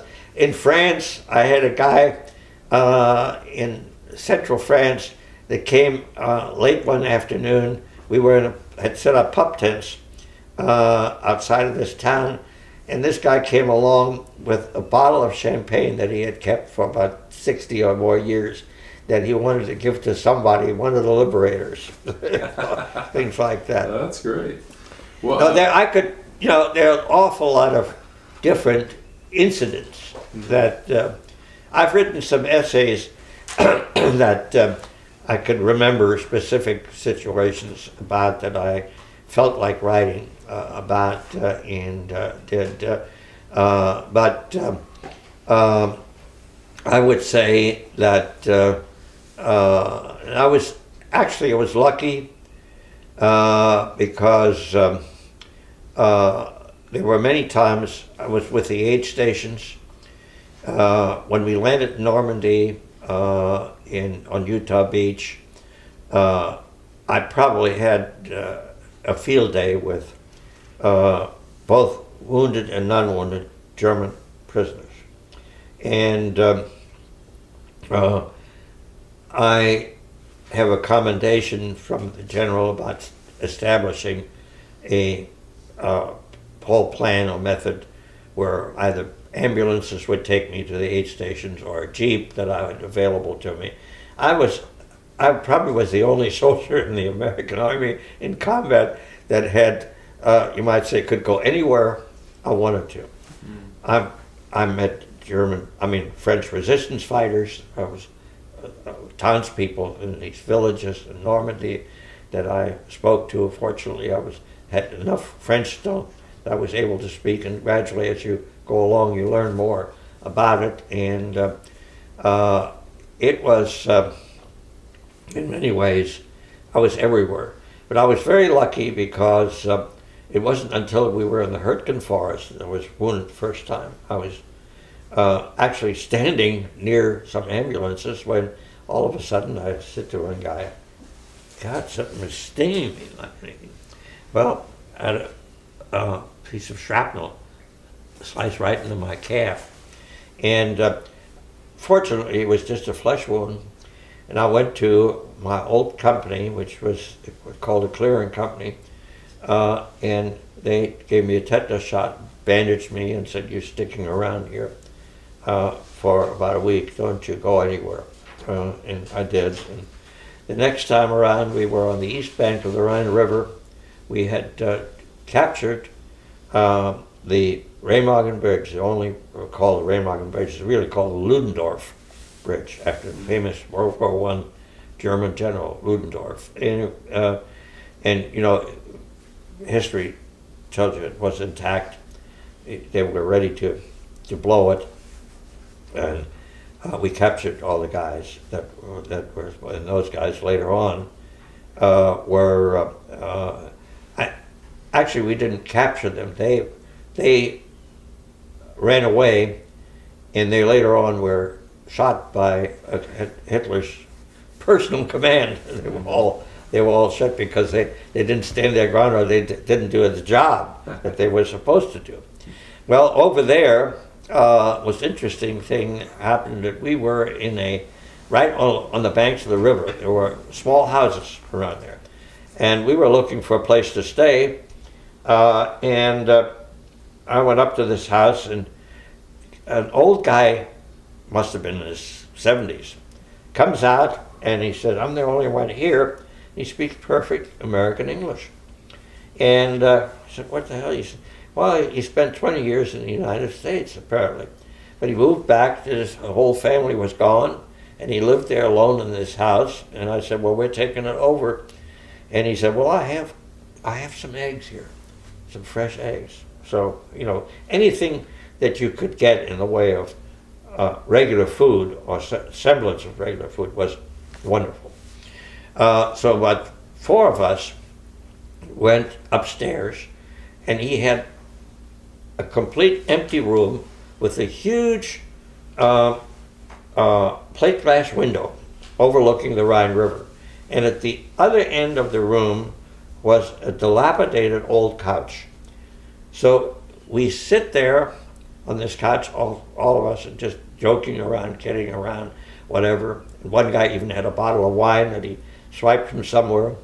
The Germans, by this time, tried to demolish that bridge, everything from artillery, whatever it is. And I swear to this day that I saw out of the corner of my eye a huge, almost looked like a fireball, and this enormous explosion. It lifted us from the couch, and this glass from this plate glass window is all over our faces and body. I mean, not very deep, but sufficiently so that we all were bleeding, whatever. So we went to the aid station to get us fixed up. So that was the only 2 times I was hit. Today you could say having a Purple Heart gets you free passes, and you get free at municipal at airports and everywhere, whatever, and any place here in town where you have you can park free, whatever, and you can go on the Beltway. You don't have to pay for anything like that. So this is what's left over. Whatever. Anyway, by the way, I want to mention one more thing. In 1993, I learned through my cousin in New York that her husband, who is also from Mannheim, Germany, that the city of Mannheim asked them to, all expenses paid, to pay a visit to his old home in Mannheim for a few days, whatever it is. All expenses paid. And I learned that a number of German towns had set up what they call reparations for people. My sister and I got a small amount of money years before, back in I think in the 60s or 70s, for school interruption. I know we got each of us around $1,200, $1,500 or something like that. And it turned out that one of my closest friends that I grew up with, who was a year older than I was, and father was Jewish, mother was Gentile, and he was drafted into the German army, lost an arm on the Russian front, was kicked out of the army, went into hiding in Berlin for 2 or 3 years, and became, eventually, he was a brilliant guy, he became one of Willy Brandt's, might say, assistant, so to speak. He became the Germans call their consulate men in a major city like Berlin senators. So his name is Lipschitz. Senator Lipschitz became in charge of developing reparations for people that were alive and living in, whether in Israel, Australia, United States, or wherever, to find them. Well, one of the things happened was that we were contacted by the Berlin government, my sister and I was first, then I told my sister about it, and I told her who to contact in the Berlin Senate, and they arranged for, I think 2-3 times a year, they take 200 people in Berlin, because I'm familiar with this, all expenses paid, flight, luxury hotels in Berlin, and a week or 7 to 8 days, they take you to, the first night they take you to one hotel and have a meeting there, and at the end of the meeting they give you a check, German check, to cash for $350 or something like that. They're spending money. And then they have buses and they have all kinds of transportation, theater, musicals, opera performance, sightseeing in Potsdam and the Sanssouci, and trips on the Wannsee, outside of Berlin, that wonderful lake they have there, and free time. My sister and I, my wife and one other lady, went on the subway to my old apartment, and it was a 2-story apartment. It was downstairs, a basement, and the regular apartment. And the way we got in there was interesting because you had to have either a key or special pass, and some lady went into the vestibule of the apartment house, and we scooted in with her. And I knocked on the door of my old apartment, which was on the first floor and the basement. And lady answers the phone, and she said, "Who are you?" In German. And I said, "I used to live here." And I went in. So she didn't say anything. He was absolutely frightened. And I said, "I want to go first downstairs." Well, it turned out that our whole apartment, which was huge, an architect, an accountant, and an attorney, they all had offices there with office staff in there. And I went downstairs, and the attorney is in there, and he speaks almost perfect English. And I said to him, "This used to be my room. And I used to play with an electric train down here." He said to me, "Oh, you're with the group that he heard about this, like reparations group or something like that." He said, "The German Jews were my best friends." I said, "Yeah, you should live so long." That kind of thing. So anyway, then a secretary comes up to me when we went back upstairs, and she said, "Oh, if you want to look around, you should see the bathroom. It has this beautiful blue tile." I said, "Yes, I know." So we spent about an hour there, and then we went over to my sister. Said, "It's a big girls' school that was in the neighborhood also."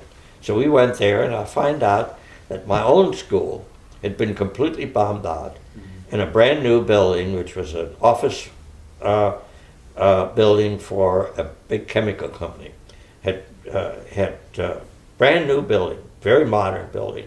So we went over to her school, which was never bombed at all, and it was huge. So we went to the office, and they also spoke perfect English. I said, "Is Dr. So-and-so, is he still alive?" "No, his picture's on the wall here. He died in, I think, 1950, something like that. And he was an old man." I said, "Well, he was one of the really best teachers I had. He was also the headmaster of the school."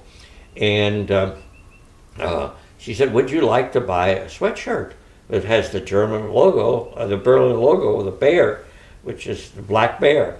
And I said, "I'd love to." I said, "If you can find one for my size." So I still have the darn thing. Hardly ever worn it. But in any case, so we went there, and we saw the old school. And it turns out that apparently they merged our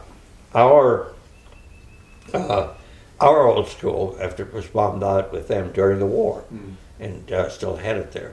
But one of the other apartments that we lived in later on, I think before my mother passed away, was also completely demolished, and it had a brand new high-rise apartment there. But it was interesting to see all that, and to see how Berlin had been rebuilt and everything like that.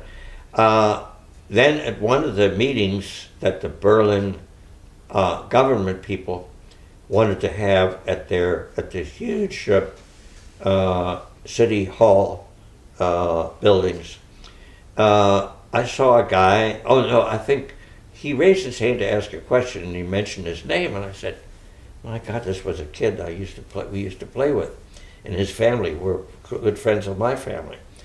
And I went up to him later on, he and his wife, and he said yes, they had moved to England.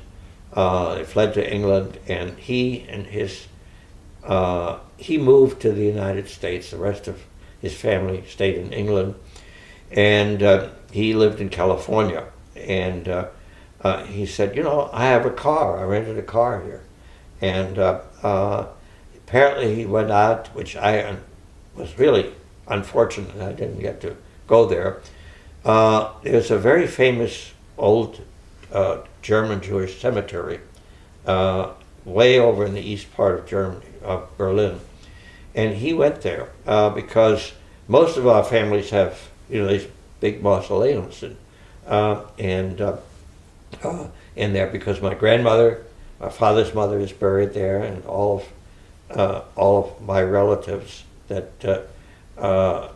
died before the Nazis ever came in, or were, so this was one of the things. But we had so little time really to see everything. But it was amazing how everything was modernized. Every 6 months, I get a pamphlet called Actuel, which touts the wonderful new developments and buildings that are going up and all the wonderful things that they're doing for the Jewish population. And they just bend over backwards to show you everything. The pitiful thing is that in the back of it, for 2 or 3 pages, are letters that are written to this magazine that says, I went to such and such a school, and I'm wondering if I could send greetings to such and such friends, and mentions if so-and-so is still alive and wherever they live. And they could be in Argentina, they could be in Australia, they could be in Israel, they could be in the United States.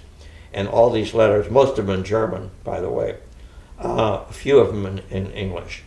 And it really is heart-wrenching, because these are people that are thinking back to their childhood. Sure. In the people that they've known. So anyway, I'd like to read you, if I may. Before we get to that, Yeah. I'd like to go back. One thing that interested me, you were talking about the development, once you got into intelligence, developing kind of the techniques and improvising Yeah. some things. Can you talk a little bit about what sort of work that involved? Well, interrogation, basically in the field, means that if you have a prisoner, the first things you ask, what outfit were you in?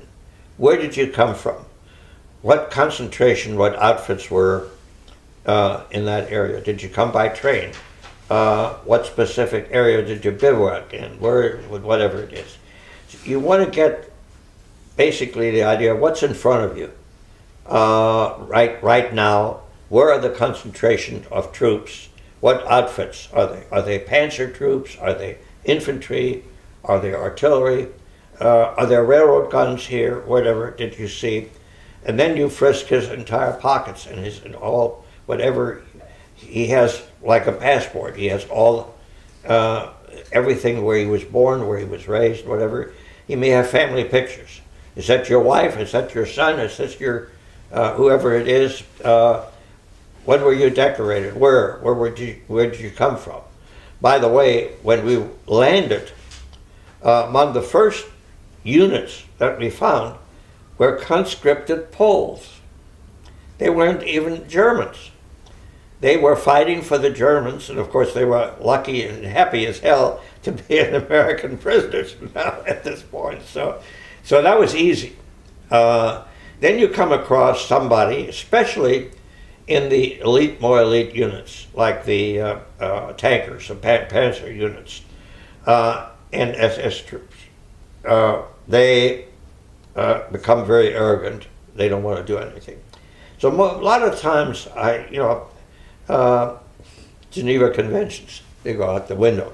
So I remember just before we got into the fighting of the Battle of the Bulge, we captured a guy like this that was really, I'm not going to tell you anything, whatever it is.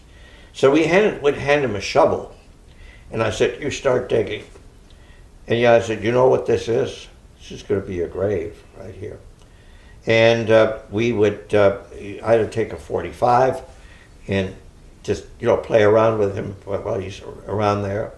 And on occasions I had a guy who was my first sergeant, was a guy who was like 6'3", huge guy, big guy. And I said, you want to get slapped around a little bit. So you would, and eventually, especially when they're, one of the things we learned with a lot of people was, when we got through with you, we're sending you over to Russia.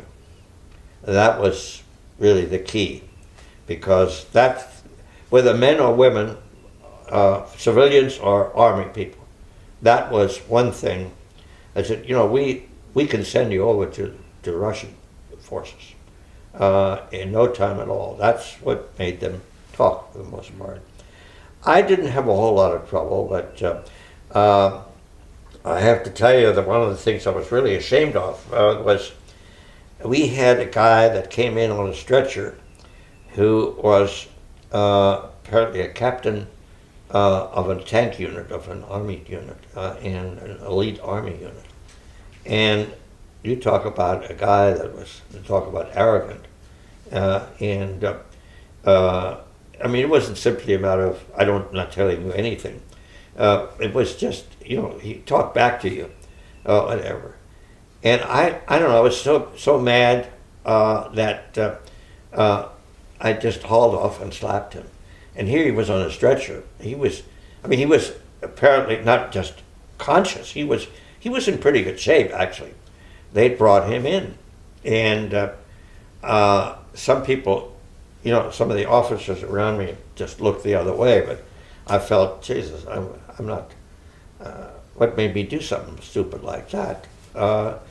Another time, this was, and part of this is, it's just briefly mentioned in there. We had virtually, this was in the Ruhr area, virtually have over 30,000 soldiers give up. And by that time, this year in 1945, in March or whatever it was, you had people who were 60 years old, you had people who were 12 years old, most pitiful looking people in uniform. Well, they brought in a general to me, and we were in the schoolhouse at the time, and the colonel of the medical battalion said to me, I understand you're going to be interviewing a German general. He said, I'm going to give you my jacket with the epaulets and the colonel's on there so that you look like a professional interviewing this guy. Well, this guy was about as, he seemed to be in his 60s and was so, you almost could feel pity for the guy. I mean, it was sort of like saying, thank God it's all over for me. And there wasn't really a whole lot that I wanted out of him. I just wanted to know, were you in charge of these people? Yes, he was. And this large group that had given themselves up, and he said, basically, it's all over for us.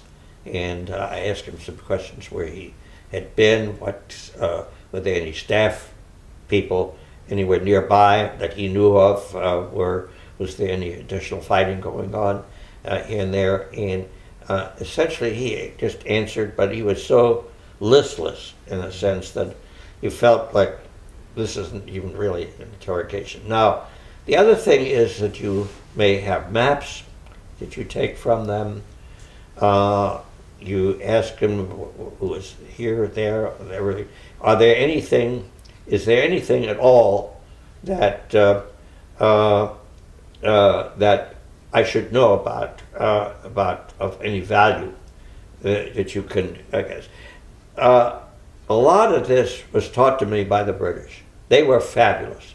I mean, they had done this for so many years, and they knew just all the techniques and all the specific things that you were looking for, and how to interpret a map, and a lot of things like that. I mean, we were there for over a week. It was almost 2 weeks of really different classes that you went to. And I thought to myself, my God, this is like day and night from what we had to pick up by ourselves of what we wanted to know. You had papers prepared. Not I was always using a field telephone to call in what I had learned because you were in the field. But then G2 would put all this information that was fed to them from different areas into a memo, secret memo, that was going around that showed all the units that were opposing you, what towns were involved, where they were bivouacked, where they were here, what did they have any Air Force left? Did they have any special forces left? Was there any kind of weapon that you had to look out for? It was in great detail. It was all spelled out, and so that you had a corps or an army that would consolidate all that information that was in front of them. And it was probably one of the more important things that made them make strategic moves at that time.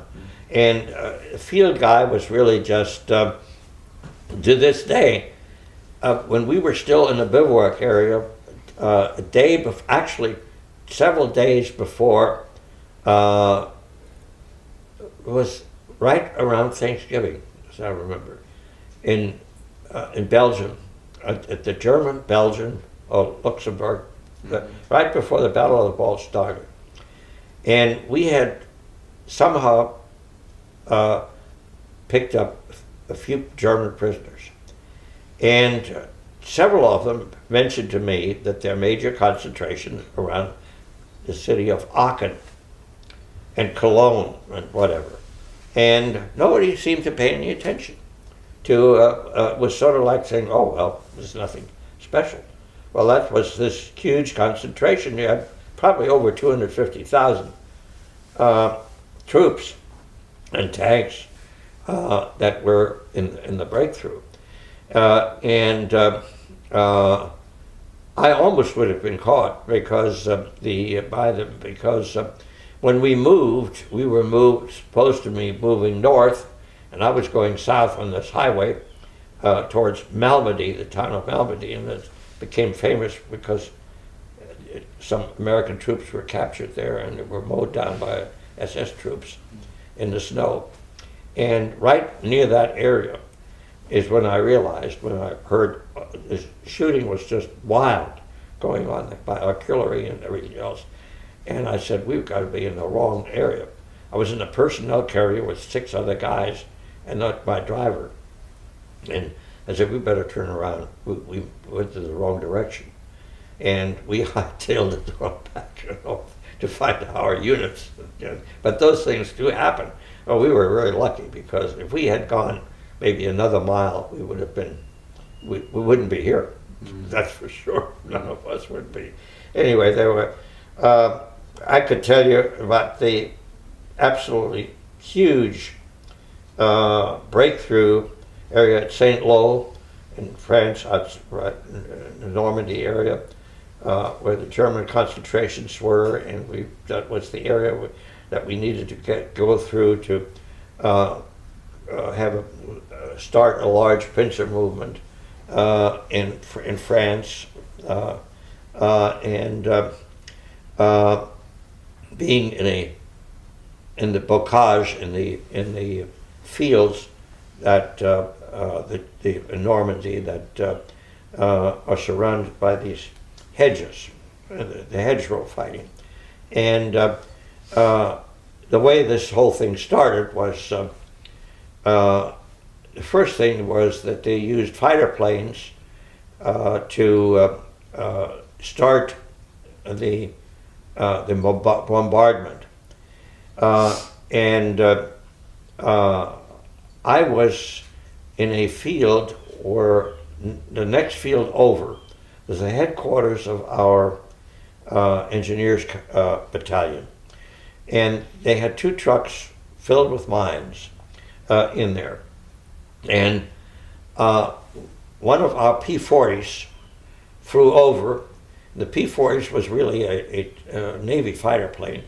The P-40 had used to have 500-pound bombs on under each wing strap, and they had a tendency that if they banked too steeply, one of the bombs would roll off, and this happened, and right into the engineers field. Well, it killed a whole lot of people, and it was this huge black cloud that went up, and we thought, this is like 100 yards away or 200 yards away at most. We thought at the time that this is going to be a signal for the bombers that are supposed to follow. We knew that 3,600 bombers would fly over and bomb that St. Lo area in front of us. It is well known that over 400 American troops were killed, including General McNair, who was one of the top. He and Marshall were probably as close to the top Army people in the American Army. And McNair happened to be an observer at the time in that area. He was among the killed there. Well, they didn't bomb us, but if you are, say, a half mile in back of where they were bombing, or maybe 3/4 of a mile, and you're lying on the side of the embankment in there and have dug yourself in a little bit, not a deep foxhole, but you're in there. I was lying on my stomach, and I swear to you, I was going like this, my stomach. I was, after a while, I was black and blue. And, you know, just being, from all this bombing was so intense and so huge. 3,600 bombers after the P-40s and Mustangs and everything else had done their work in there, strafing or bombing or whatever it is. These clusters, you see them coming down right near you, and you feel any day now as you've had it. It was a sight that you never would ever want to see again. I mean, if you picture, there were British and American combination of practically the whole Air Force in Europe was flying over there to soften up that line, and then the breakthrough came, and we were able to get through and then make this big hook to the Falaise Gap and close several German armies that were still opposing us in the Normandy area. In the meantime, we were going through practically almost central France on around in that way, and I don't know, we captured 2-3 armies, German armies, that way. And it was probably a brilliant move. We always felt, most of us, that General Bradley was a real general that was, the GI thought that he was not only the most brilliant tactician, but also we got to know him in North Africa and Sicily.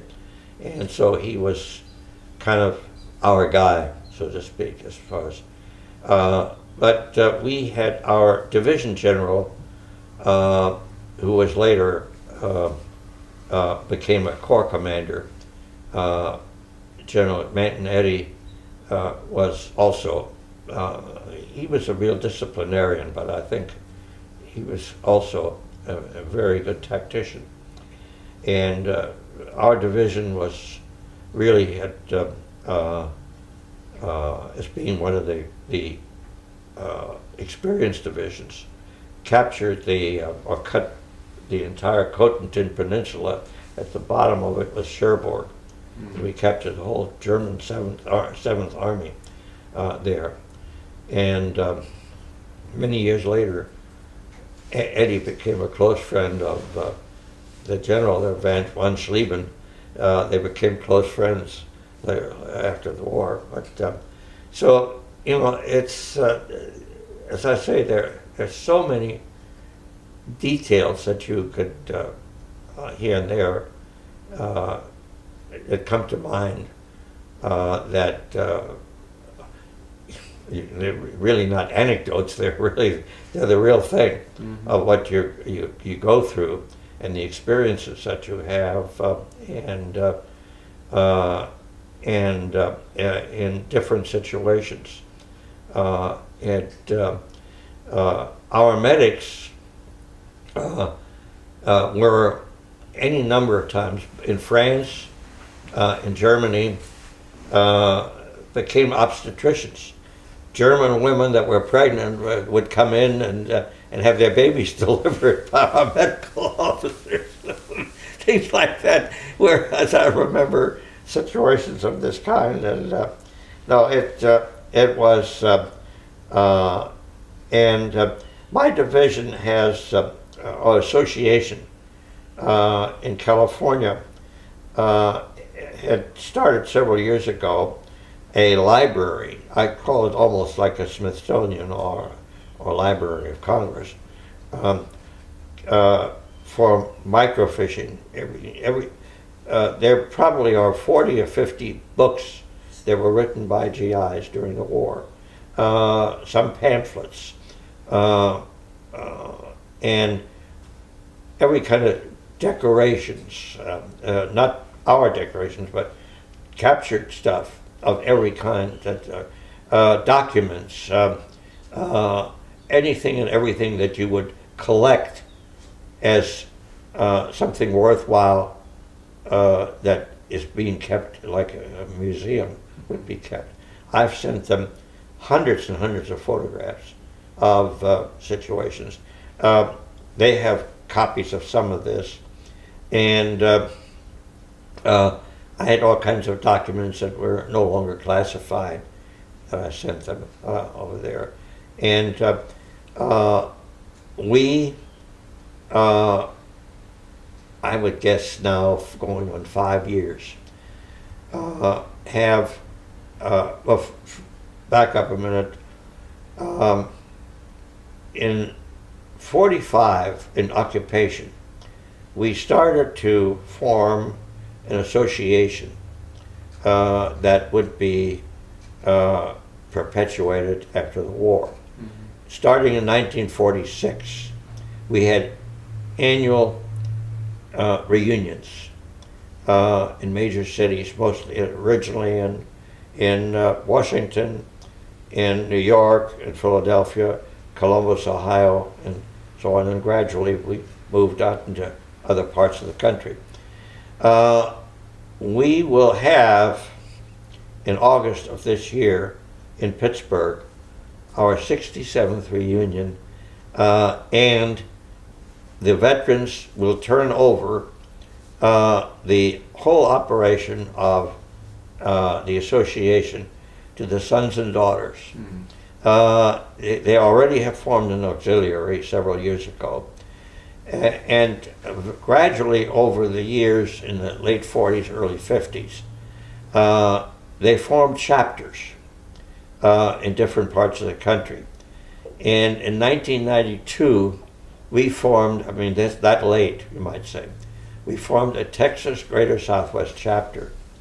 And at our original meetings in Belton, Texas, we had over 70 veterans there and their wives. And I've been president and treasurer of the what is left of us. And we, in the last 8 to 10 years, we've been meeting at a place called, you may know it, Summers Mill. Mm-hmm. Yeah. At right outside of Belton. Yeah. Outside of Belton, in the country there, and we meet twice a year.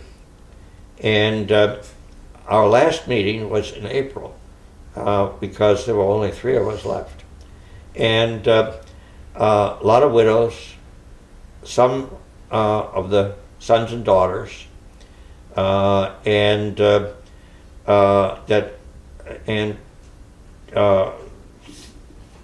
people that come from mostly Dallas, Fort Worth, Arlington, Houston, Austin, Waco, that have been meeting in there, and I decided to close the chapter. So we had a meeting overnight. We have usually a catered dinner, breakfast, and a business meeting there, and we meet, as I say, twice a year at their facility. It's a wonderful facility because it's located so centrally that it has made a lot of sense. And lo and behold, at the end of the meeting, I said, we're closing this meeting. Everybody raised their hand and said, we'd like to continue this as a friendship group. So I'm arranging for November meet there again, and we're continuing it. And Well, fantastic. so I have to make a bunch of calls to people to set up the specifics. You know, whether we're going to have a catered dinner, whether we're going to have barbecue, do our own cooking, and all this kind of stuff. So I said, you know, I'm tired of it. I've been doing it for so many years. I don't want to do it anymore. Some of the younger people can do it. Well, they say, yes, well, we'll help you. So in August, my 3 children are coming, my wife and myself. We're all going to Pittsburgh to a 3-day meeting, at which time historically we're turning over the bylaws and everything else will be turned over to the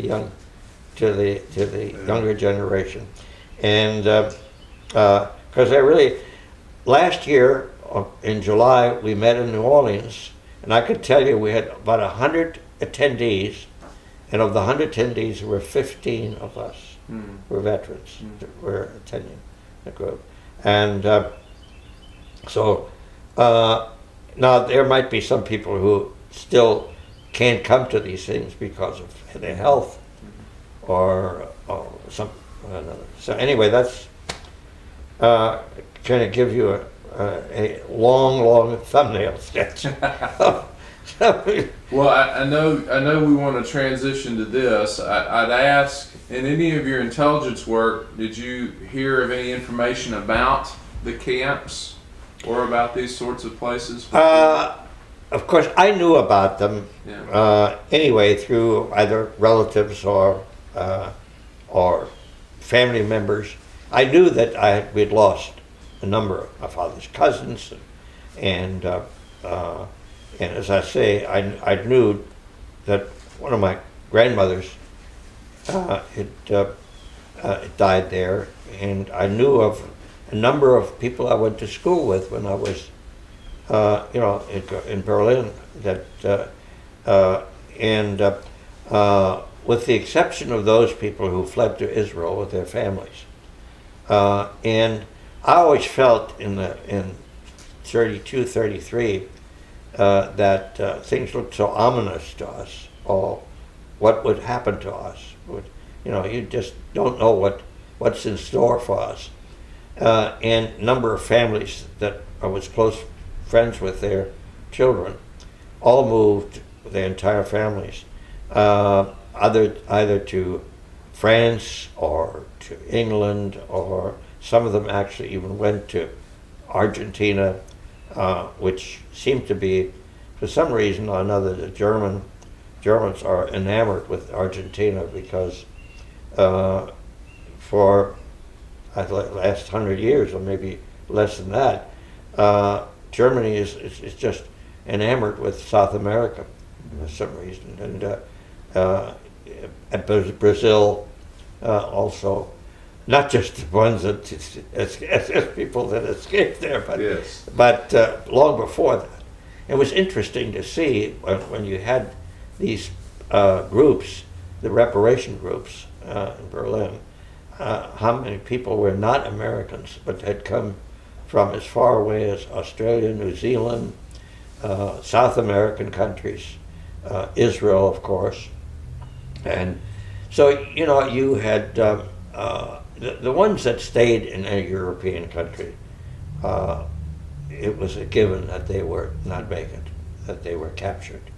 And just a few of them, this lady I told you about in Los Angeles, her husband for a while was conscripted into the French army that was opposing the German invasion then there, and they were separated.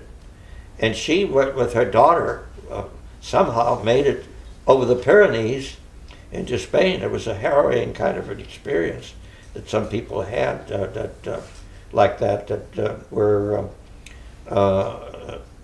were escaping Germany. And I didn't realize, obviously, at the time that my moving in 1936, how lucky I really was to be able to start a whole new life, because we had nothing to look forward to in any way, shape, or form. I mean, it was just a dead end for us. was almost like being snared somewhere, and you're in a maze and you can't get out.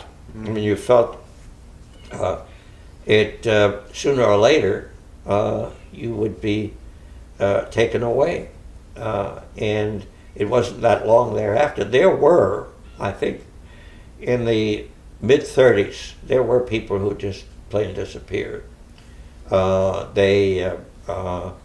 And you never heard from them again. It was, and to tell you that if you were in an apartment building and you look downstairs, and particularly on weekends, and you see thousands and thousands of brown shirts marching, that always is doing the SI and SS. We're always marching in these huge formations.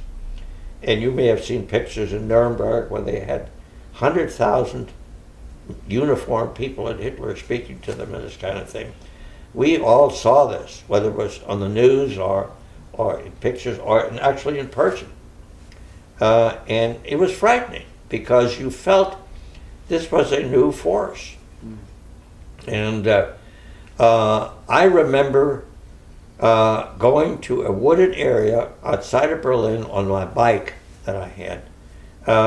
And I'd love to, being on my own in a way, I'd love to go off somewhere. And I had some sandwiches with me, and I went off into a wooded area. And lo and behold, on two sides of me were Germans in uniform practicing with their weapons in there. They were on a maneuver. And I began to realize this was in 1934, 35 that I saw this.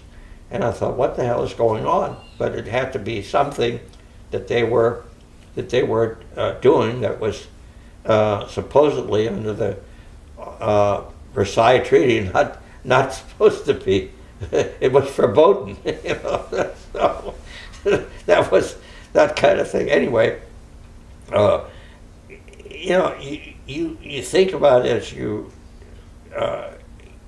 your memory comes back on some of these things, some of these minor little incidents that you become aware of. Mm-hmm. But and like I say, not even knowing that I had all these relatives from a long period of time in this country who were, by the way, one incident when I was in New York, my so-called uncle, a great uncle, took me to another uncle that was not in very good shape. He was, at that time, he was a widower, and he lived in an apartment hotel in Midtown Manhattan. And I remembered that when I was 3 or 4 years old, that he and his wife had come over to Germany to spend some time with our family at that time. So I knew him, but by this time he had really aged, and he was in bed, and he reared up, and he said, I went by the name of what is now my middle name. Ulrich was my real name, but I took my father's name, Herbert, because he raised up and he said, that name is too damn German. You got to change it when you're living in this country. So I said, yes, I will. So I said, well, I turned to my great uncle and I said, no, I'm going to have to arrange to get my name changed to Herbert. But Herbert U. Stern, people ask me, what does the U stand for? And I usually tell them useless. or Ulysses, something like that. But actually, a lot of places around here, or in Austin County where we've got a place, the name Ulrich is not at all unusual. Yes. There are a lot of German settlers, Czech and German settlers over here in Austin County where we've got a place there. So it's just, I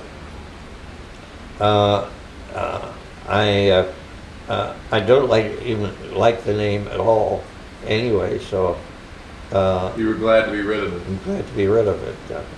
Anyway, if I could read this thing, Please. I will. This is what I sent to Peter Berkowitz for the Texas Holocaust and Genocide Commission. The capture of Nordhausen concentration slave labor camp, April 1945. To the best of my recollection, the American First Army and its 7th Corps had no specific plans to liberate the Nordhausen slave labor camp. For historic purposes, the events in which I was involved and will describe took place during the period of April 11th to April 14th, 1945. In parentheses, President Roosevelt died on April 12th, 1945. I was a member of the 9th Infantry Division and assigned to the G2 section of the division.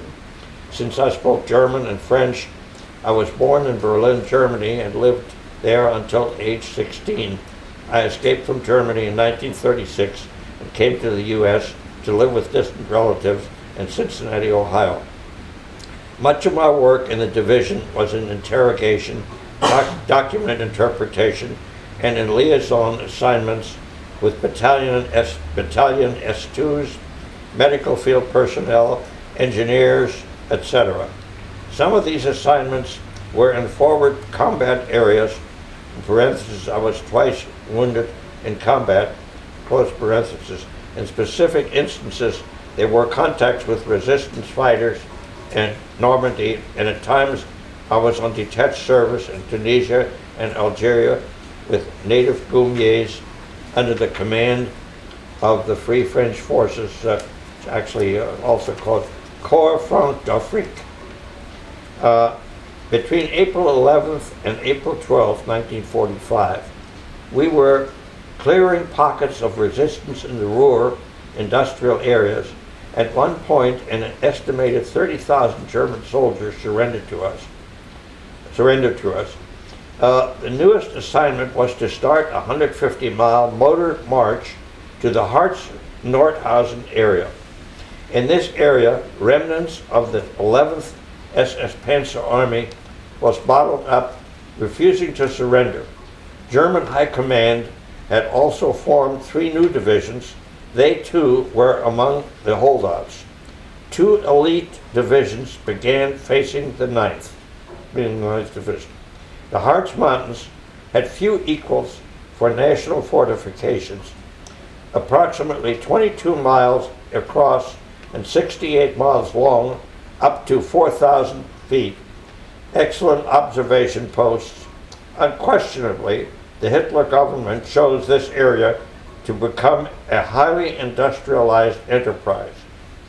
According to my recollection, the First Army planned to bypass the Harz Mountain fortress, then encircle the area. The reduction of this pocket constituted the last major obstacle facing the 7th Corps, of which we were a part. As we were motoring, mostly in 2.5-ton trucks, towards the town of Nordhausen, we came upon a railroad yard and saw on flat cars fins and other large components of V-2 rockets.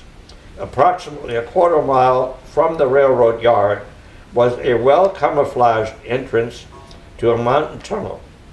Inside the tunnel were rows of highly placed electrical lights. We could also see small gauge railroad tracks, long steel tables, some benches, scattered chains, and other unidentified paraphernalia. There were no signs of human beings inside the tunnel. I recall that we walked about 500 to 500 yards to the slave labor camp, coming face to face with one of Germany's most notorious concentration camps. The carnage and horror had been uncovered earlier that day by tankers of the 3rd Armored Division and infantrymen of the 104th Division. Here, the living and dead were lying side by side. The living were too emaciated to move their limbs. The dead were unburied or half buried. SS troops had stacked bodies in ditches. The stench was unbelievable. Many of us threw up. Yet we took photos with newly acquired cameras. Parentheses, while fighting in the Ruhr, we uncovered a German aqua plant with large inventories of new cameras, tripods, and lenses. We learned that one group, which could not walk, had been chained in the mountain tunnel for 3 months without seeing daylight. I also spotted a bank of very large ovens on the premises. There was no doubt that camp personnel burned the dead in these ovens. On the grates, you could see bones. I recall that we commandeered the mayor of nearby Nordhausen to round up able-bodied men to dig additional long trenches to bury the skeletal bodies. I also remember that several townspeople exclaimed that they knew nothing about the slave labor camp. This infuriated us even more at the time. In due time, we learned that Nordhausen had a long drawn-out system of torture. One method was to crowd several hundred prisoners into a courtyard. There, on a raised platform, the condemned were hanged. Others were taken to the mountain tunnel, chained to workbenches and worked to death or beaten to death. They were there to assemble parts of the V-2 rockets. Almost all prisoners were simply starved to death. It is, of course, well known that the British Royal Air Force in 1942 bombed the original V-2 rocket assembly and launch facilities in Peenemünde on the Baltic Sea. The entire program was obviously moved to the Harz Mountains. The prisoners of this notorious camp were French, Russian, Poles, Lithuanians, Romanians. I'm not certain that any Jews were at that camp. Somewhat later, I learned that U.S. field hospital facilities were temporarily stationed at the camp to minister to those who were still alive and could be treated there. Considering that we had been through 8 major campaigns in combat, 1942 through 1945, Nordhausen slave labor camp was the most traumatic experience we encountered. Since it took place during the same period in April 1945, again for historical purposes, I want to mention that units of our 47th Infantry Regiment came upon a castle in Degenerhausen, a few miles from Nordhausen, and uncovered the archives of German Ministry of Foreign Affairs from 1929 through 1942. Included was the entire library of the Berlin Academy of Arts intact. I'm sure that numerous GIs took photos during this period. It would be difficult to establish where they may be. At the time, I accompanied several of our medical officers and S2 officers of one of the battalions of the 47th Infantry Regiment, all part of the 9th Infantry Division. We were at the camp for about 5 to 6 hours, and 2 days later, we linked up with the Russian tank forces on the Elbe River. So that you have all that as a copy of what I've written up. I mean, this was all from memory that I, when he asked me here earlier in the year if I would, with the photographs I had, if I would write this up for him. Can I ask you a couple of questions about one of the things you say in there, that you say despite the 8 major campaigns that you had been through, it was the most traumatic experience. Can you talk a little bit why? Well, and we go back to what my interview was with Leela Levinson and this young lady that she brought along with her. I think she seemed to feel that possibly, I'm thinking this, but the way she kept asking me the question was that this had to be so traumatic for me and for other people there, that seeing this, that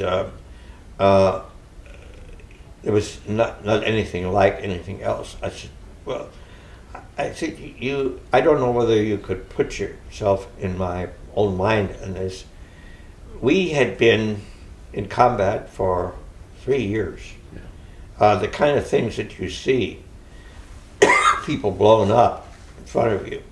I still to this day, on occasions, have a vision of, again, about P-40 that dropped the bomb in, obviously, not intentionally, right near our division headquarters in France. And a guy right in front of me, not more than as far as you are from me here, a guy that I knew was in the MPs, his whole face was gone all of a sudden, right in front of me. And he kept walking. You know, it's the, when you're in shock, you keep, somehow bodies keep moving, you see that. I've seen pictures of, I've seen people who, when the bridge over the Rhine collapsed, the whole girders fell on them. I've seen people with their arms, you know, you see all this stuff out there. I mean, you see so much, so many different, the devastation, the bombing of whether it's buildings or whatever it is. I remember being in a field in France, and you hear if a railroad gun is going off. You don't know whether it's hitting you in your area or what. Like I say, yes, in some ways you get numb, but at the same time you're constantly like this. You're just on your guard. You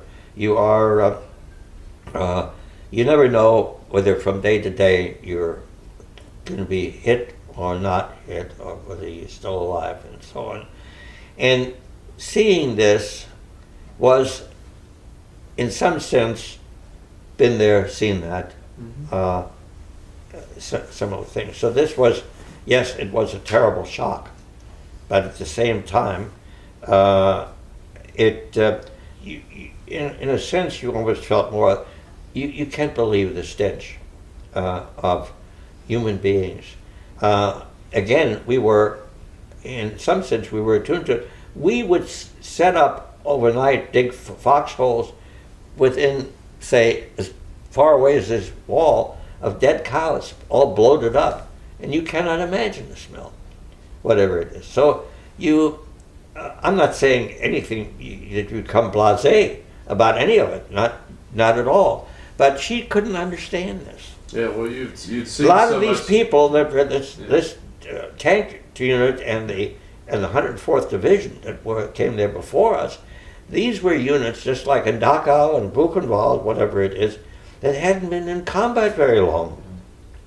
There were so many people, I couldn't put myself in that position because how few units were still around after 2 or 3 years. Yeah. These divisions turned over. I mean, the replacements that we have are, you know, when somebody says to me, I came into the division in the Hurtgen Forest or in France, whatever it is, and you say to yourself, you haven't seen anything yet. You know, I mean, the turnover was enormous. Mm-hmm. And people coming direct from the United States right into combat, no experience whatsoever, and 2 days later they're dead. It happened over and over again. So you always had to have, you know, somebody around. People don't know how many times we starved. We didn't have food, or with a little C ration or K ration that they had with us, and it was gone in no time at all, and it was dreadful. Or these canned Spam and stuff like that, and how sickening it was. In Sicily, outside of a town called Cefalù, we were bivouacked in a grape orchard, and the grapes were to be made into Marsala wine. And you were lying there in these ditches between rows and rows of grapes in there. And you reached out for them, and after 2 days, you never wanted to see any grapes again. You never in your life wanted to see any grapes again. I mean, it was just, you got so sick and tired of it. And so that if a farmer or anybody would bring you something to eat, or you found some eggs that you could fry or cook or whatever it is, or anything unusual, it was heaven. It was just heaven. In Port Leone, now keep in mind, we landed on November the 8th, so around Thanksgiving time, somehow or another, our kitchen units got a hold of a great big sow and killed that sow, and they built a pit. And for all day long, they rotated that damn thing. And I remember at night, somebody had gotten some bread in town that were these big round loaves of bread, and we had this bread with nothing on it whatsoever, and they sliced this up. It was like going to the most famous French restaurant I could imagine.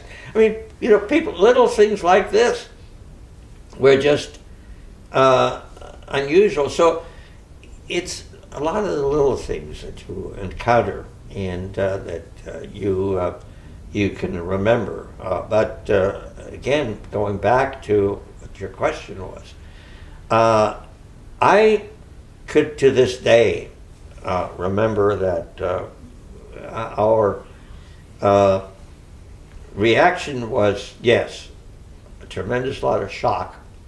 At the same time, really not all that much different. And I mean, it wasn't the kind of a thing that caused her father, after he administered to them. Whether you're a doctor or whatever, in given situations that are that traumatic, I suppose it could happen. I mean, I don't want to have her feel that, or anybody feel that I look down upon anybody that had that kind of reaction. Sure. I tell you that we, back in the days, long before you had post-traumatic stress syndrome, stuff like that, we had people in these so-called hospital tents that were the field areas, put them on a cot, give them what we used to call blue heaven pills. They were sodium pentothal, and they slept for 36 hours. And then the doctors would say, "Now you're ready for go back in combat." I couldn't tell you how many people. Isn't anybody. If you saw when we go to Summers Mill today, that every car has a Purple Heart license plate on it. There's anybody that I know personally, that's been wounded at least twice, many more than that, and some of them pretty severely, and come back. So it's not that terribly different than these rotations that they have in Afghanistan and Iraq that you had. You go back. And of course the motivation was very different. I think that there were one specific instance that I think would illustrate what I'm talking about. There were two brothers that were, their parents were from Italy. They looked like, the epitome of the mafia, both of them. One brother was killed in France. The other brother went berserk. He went into the German lines with a bayonet and just killed as many as he possibly could. There's a guy in Arlington, he's been dead now 5 years, who was in one of the outfits that I was with. And he was from Rhinebeck, New York, upstate New York. And his father and he were masons, stone masons. A great big guy. And I would say for the most part, he was not one of the nicest guys that anybody would want to meet. He was always he on board ship going to Africa, he was a med sergeant, and all of a sudden they made him a first sergeant. Now, in North Africa, he found himself on one of these mesas, because that's what they had. You had these dried streams, and then you had these mesas. He was on top of them. He was surrounded by 100 Germans, and he was with one or two other people there. And I call him Sergeant York. I mean, he killed 100 Germans around there, and he was highly decorated. This guy has a room. I mean, his wife still lives there. John Miller was his name. John Miller has a room in his house. It's like a study. You would think it's a war room. I mean, he never could stay away from it. He stayed in the army, both in France and all over Europe, and eventually came back, and he was in the reserves, and he stayed in it. When he was made in charge, by the way, he started our chapter, and when he was in charge of one of our reunions, whatever it is, he acted like he was first sergeant in the army. I mean, he told everybody what to do and how to do it, and it was sort of like saying, "Don't argue with me," that kind of thing. So at one time I told him, "Get over it," and he said to me, it was like people like that bluffer, you shouldn't talk to me like that. So, there's some you can imagine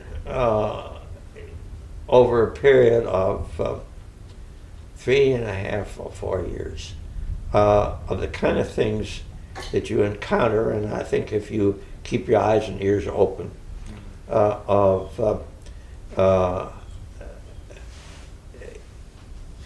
I was probably the only one, or maybe one or two other people, that had a college education, number one, that came from a background totally different. I had to have people help me at first to make my bed in the proper way, to have bed inspection, that kind of thing, because I'd never, in my household, it never happened, this kind of thing. So what I'm talking about is I guess I really came from a somewhat different background. Then at the same time, having to still learn the language, or having had so many really traumatic experiences, coming to a new country, adjusting myself to people I'd never seen before, or living with them, and going to school in different areas.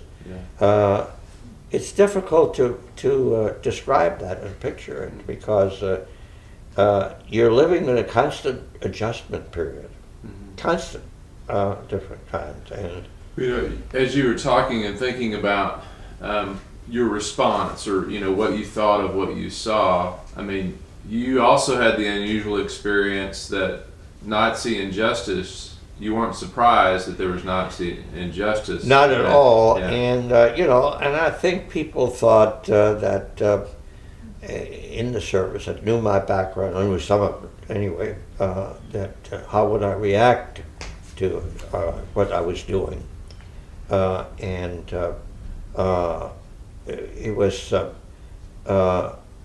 in many ways I found myself acting or reacting in no different way than American soldiers around me. My buddies all around me. I mean, they felt, they knew, what I was, what my background was, because if you're close and personal with a hell of a lot of people, these companies were made up of 182 some odd people per company. That's a lot of people, and you lose some, and you have some replacements, and you live together, let's say, in danger and in nice situations, whatever, and you never even think about about getting home or going home, thinking about it, because you just feel, how long is this going to go on? Yeah. And when you finally are through with it all, you're numb. You're just numb. You just don't feel anything. My wife will tell you that when she was on a co-op job in college in Washington, D.C. at the time, and her father and my surrogate mother, that's another story, were living in Washington, D.C. at the time, and they were sitting around, was it on a porch or on a living room? Yeah, it was on one of those metal gliders, yeah. And a plane went over, and I just reacted. I almost medically slid halfway under this couch or whatever it was. You couldn't get under it, but you tried. It was just a natural reaction that you had. You just got up and tried to crawl under something that was impossible. I thought, what is he? It took me a minute to figure it out. I thought, what is wrong? I think you want to ask these gentlemen if they would like something. Well, I would. I was just waiting for some. Yes, sir. I had a couple more questions I Yeah. wanted to ask you, in particular about Nordhausen. And one of the things that you mentioned when you read the piece you wrote was this issue of local knowledge of the camps, the citizens in the nearby town, their knowledge of the camps. And if you could talk a little bit about that. Well, you would almost everywhere you went, you would ask people in these communities what they, whether they knew that places like this, especially where there were some very unusual things that were going on, especially in a camp like that where the town is less than 2 miles away. I mean, within walking distance, and they claim we never knew this place existed. Well, this was just a plain defense mechanism, as if to say, we're not involved in this. We didn't know anything about that this existed. You found that in the German army a whole lot, and in this comment that a guy makes when I'm at my old apartment in Berlin of saying, my best friends are Jewish, as if to say, he didn't have to say anything to me. He could have said something about, is this place the same as you remembered it when you were a small child, or something like that. No, they have this built-in, and this is almost like a trait on the part of the Germans, that throughout, whether in the service, in the army, or in civilian life, that I found was kind of thing. We're not involved in this. We just no. You were just wonderful people that just obeyed the guy at the top, and so I think the interesting thing to me was that our own people who were Americans, not like me at the time. I mean, I knew what was going on. I knew what they were saying, but our guys knew exactly what was happening too, and they were at the same time just infuriated, for the most part, and saying, "These SOBs don't know what's going on." Well, don't tell me that. That just. I think it made everybody, even their reaction was just anger at that feeling. It seemed wherever you went that they, whether soldiers or in combat areas or civilians, they, I think, an interesting thing happened. We were going through the secret line, and lo and behold, we come upon a lot of wooded areas, hilly wooded areas. And we happened on a beautiful, absolutely beautiful, big mansion, a hunter's lodge, so to speak, but very, very fancy. And we just walked in. There was nobody around at the time, and I saw all these paintings and beautiful frames on them, and deer heads all over the place. It was a typical hunting lodge, but it was very fancy, with Persian rugs and all this kind of, in a very remote wooded area around there. And all of a sudden, this guy, who was very distinguished looking, in a hunting uniform, white-haired, tall guy, comes up and talks to my company commander. And I said to the company commander at the time, I said, this could be an area where we could set up headquarters here, even if it's just, for a night or 2 nights or whatever it is. And he said, no, I'm going to ask him about that. I said, you mean to see it? We're supposed to stay overnights here on the ground or in foxholes, whatever it is, where we tell this bitch that we're going to stay in your place and we're going to take it over. No, I mean, I remember this because I was furious, because I thought to myself, this arrogant, no-good son of a bitch was apparently, this is my place, you don't come in here. We could tell him what we wanted to do instead of him telling us. So that was a different incident that we had. For the most part, people were scared to death. They were, civilians, for the most part. They were very servile in many respects. And I think that the comment or the comments by the mayor and people that were in some governmental capacity in that little town of Dorkhausen, they were the ones that we talked to, and we didn't know any of this place this wasn't here. It professed not only ignorance but that any kind of horror. They just went about their business like somebody looking the other way, and this kind of thing. But we said to him, you're going to take able-bodied people from your town, and we want it right now, and your shovels that you have available to you, and you start digging these trenches. And that was it at that particular time. So I think at that point, most of us were, and not just myself, but many of us in our outfits, were so attuned to their way of thinking and the way they reacted that our guys were in a way much more sophisticated than I realized that they were. And I think I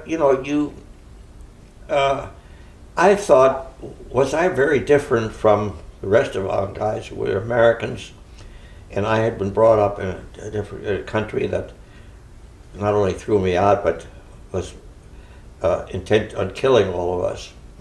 Anyway, that I would feel different. They didn't. They felt pretty much the same as we did. Because I think that whether it's in combat or in general feeling about what the Nazis were doing to us, and that we were really basically defending our country, our way of life, and everything like that. And I think they felt it strongly, for the most part. There may be a few people who, to them it was a day-to-day way of life and really didn't matter. We had our share of guys who were Virginia farmers or Pennsylvania farm people, or we had people who were in the fire department of some little town in upstate New York, and everybody from all walks of life really just were mingled together. There were people who were truck drivers in civilian life, and they were, the motor pool was always guys that were mechanics, something like that. So you had truly a mixture of everything. I didn't mention to you earlier that when we first came into the 9th Division, there were people that because of the Depression, found that the Army was the only thing. They had been in it since the late 30s. And you know that most of them had been in the CCC, in the Conservation Corps, and so they knew that kind of life. And that was in itself an experience and something of having people that, the hangover from the Depression was all over. And I experienced it when I came over in 1936, mind you. So the remnants of the way people lived, the way people thought about money, and the way people thought about jobs, your entire life was still very much in, you sensed that, was very much of not a recovery, but a coming slowly out of a terrible, terrible situation. And I sensed that very much so because in Germany, we were too preoccupied with what was happening to us, and what would our life be like. That you didn't have that intuition or that feeling that you felt when my great uncle's wife took me around New York for a whole week to museums and Radio City Music Hall and all over the place. You didn't pay anything. There were no admission to anything. Everything was free. So it was, and compared to what, not necessarily now, but the last 10, 20 years, these cities were drab as anything you've ever seen. Everything looked drab. In 1937, we had a terrible flood. The Ohio River was flooded up and down the whole from Louisville was half underwater. The downtown of Cincinnati, which was actually built fairly high up, was all underwater. I worked for the Red Cross. Those of us who were in high school, we worked for the Red Cross most of the time. And we had, for a whole week, we had no water, no electricity in our homes. So we went about our business smelling a little bit. We did what we had to do. So I learned a lot of things very quickly about it. But it was a period, when I think back, that took a long, long time to get out of that terrible period that we were in. And by the way, the house we were married in was a Kathy here? She's gone. Was an old brownstone house in the lower part of Manhattan. We were married there, and the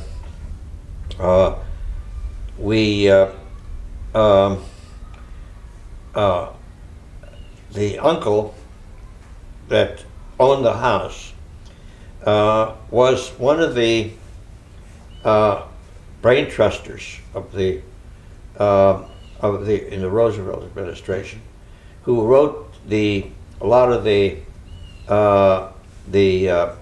original New Deal legislation, a number of their people. And I met through him, or met through them, then some of the people that were very much involved in writing all the legislation. There was a man by the name of Corcoran, there was a guy by the name of Ben Coleman. They were all the Harvard brain trusters for the most part, and were interesting people, very interesting people. And when I came back from the wars, there were a number of people who had been in the Roosevelt administration that were either distant relatives of mine or had been working in various capacities, heading certain branches of either War Production Board or some legislated units that had been war in some branch of the administration at the time, and it was interesting. Did I mention to you that I had an interview with James Reston, the New York Times, after I got home, and I decided that I would not want to become a journalist. Oh, I didn't know you went to see him, but I actually went to see him. Yeah. Because my family urged me to that this would be so interesting for me to write war stories, and I thought to myself, I don't know, the future doesn't look really very bright in journalism. I just felt that having been exposed in college to some journalism, I thought that was not exactly, was more like being a gypsy than having a real job, so whatever it was. I'd like to ask, again, in your description of Nordhausen, you talk about spending 5 to 6 hours in the camp itself. Yeah. Can you give me a little more of a description of what you did during that time and interactions you may have had? Actually, I suppose, in a sense, you could say, having a lot of freedom. We were there, and there was no combat situation at that particular time. I hate to say it that way, but in some way we were sightseeing. It was more suddenly you come upon this thing, and we were concentrating more on taking pictures. Like one of them, taking these ovens, pictures of these ovens, and you climbed over it. All along with it, you watched these people dig these trenches. You told some of them, what they should do.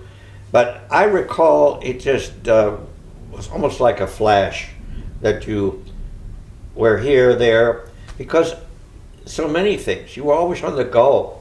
And this was, in a sense, the same way. It was, I tried to explain to Mrs. Levinson the same thing. That I said, we didn't, first of all, we came upon there by accident, really. All of a sudden we see this railroad yards. And as one of the pictures, they're not very good. I got out of the truck and said, I want to get on to climb on that flat car, these little flat cars, and see, reaching up like this to see how high these fins really are. And several other guys did the same thing. And then get back in the trucks, and lo and behold, here 2 minutes later, you come upon this tunnel. And there's big netting around there, and these great big poles that look like they're made like a knitting piece of knitting that are stacked up there outside of the tunnel that are apparently part of the rocket that go. What part I still don't know to this point because everything was disassembled. But it was and seeing this narrow gauge railroad thing going right into this building, and we went in there first and take a look there. But other than these benches and these chains and other things that you saw there, and it was fascinating to see how these lights were spaced all over the place in there.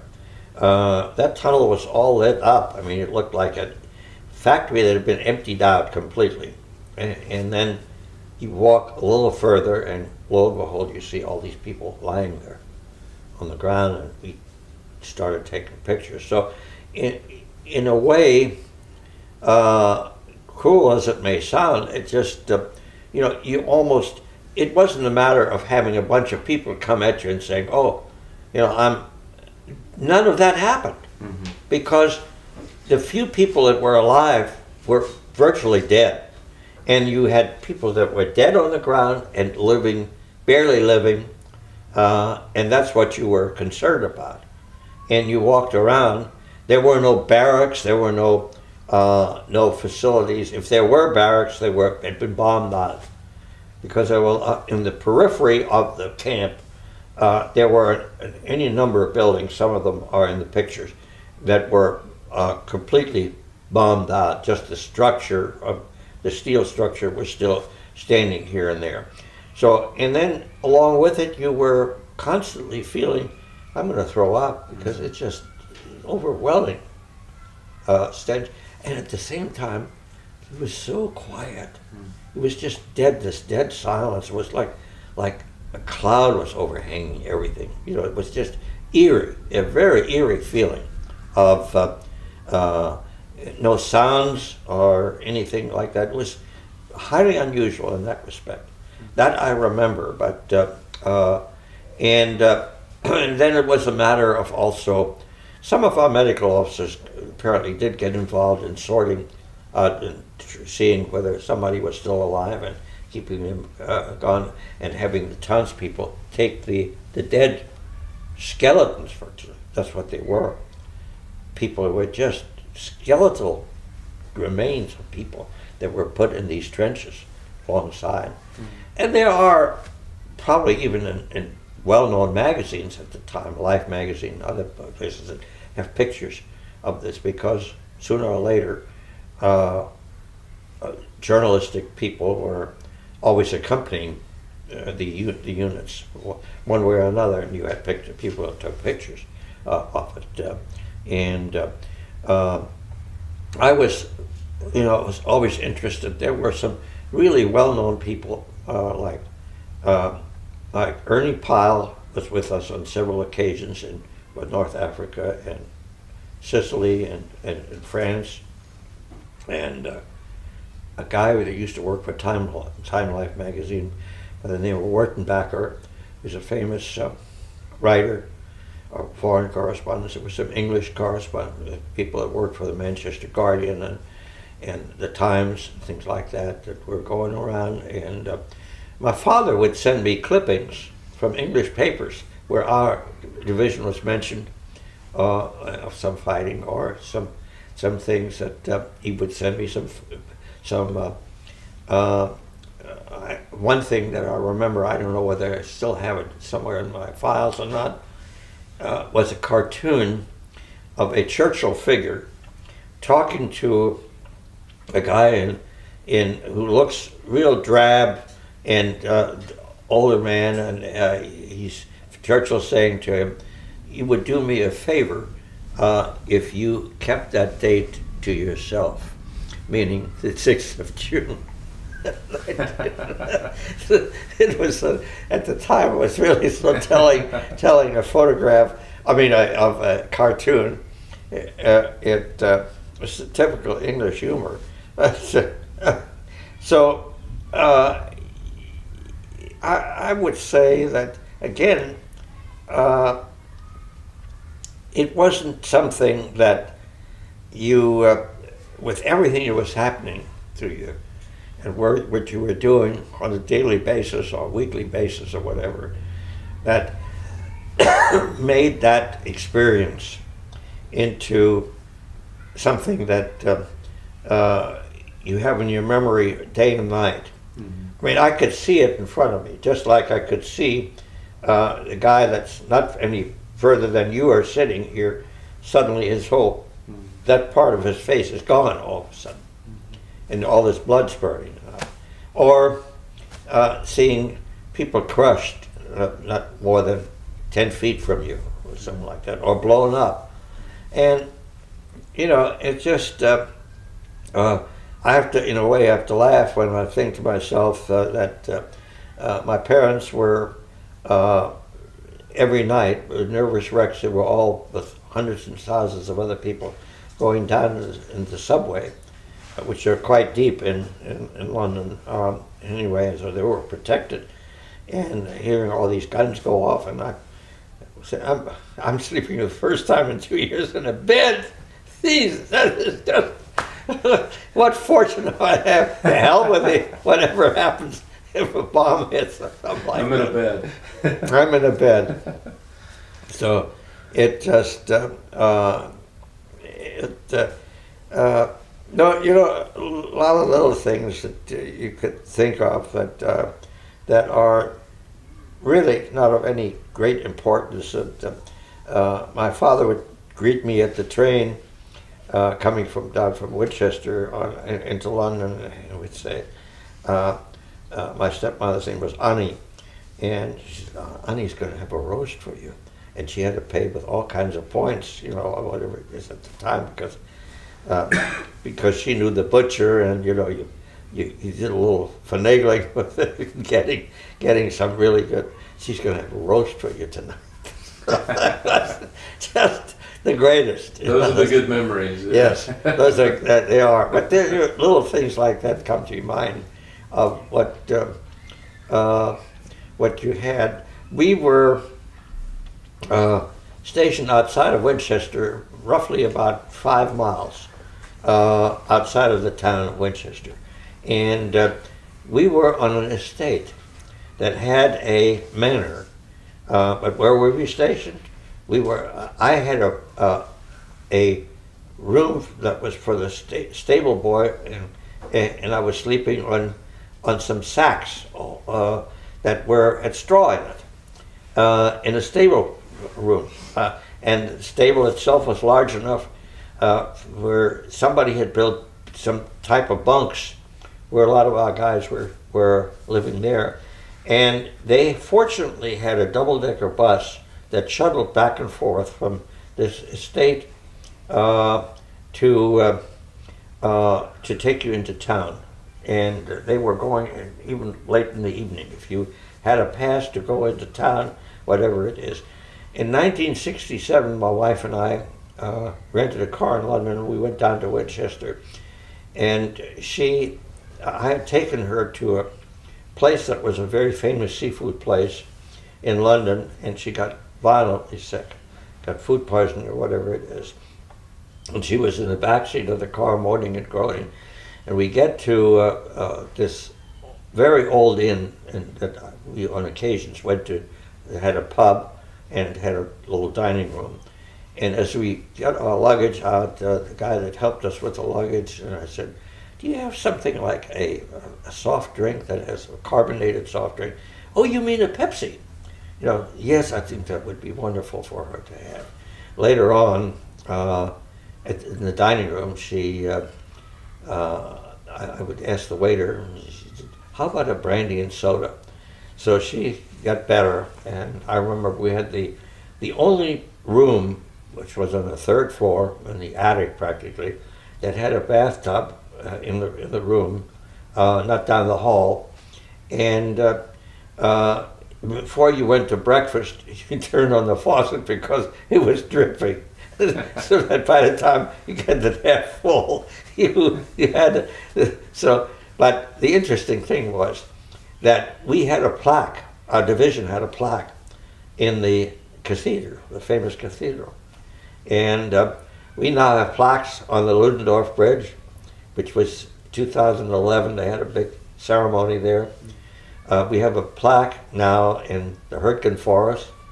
So the 9th Division is marked very well, and there are several little towns, Barneville and Normandy and 1 or 2 other places that have plaques about the 9th Division. So we've been there.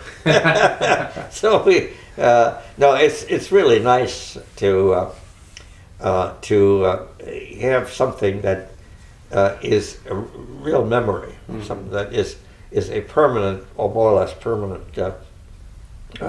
marker of sorts, that we can say that we've had major engagements there, or things of that nature too. So it's a and I think, you know, you have a lot of pride in being, in a sense, lucky enough to be in that kind of a unit that you have a lot of pride in. And I think this is why we maintained this kind of an association that we have, and to have a lot of long friendships. And even with a lot of the widows, you know, we see a lot of them, we spend time with them, and like I say, these are the kind of times that are very special to us in many ways, because it's like I say, if anything in my life, as varied as it has been, if that's a word to describe it, it's this has been really the watershed in my life, because I think it in many ways you feel you've grown up. You experience something with all the different experiences that I described to you briefly here and there that I've been through in my life. This is something that we've always held on to, and those of us who are still alive.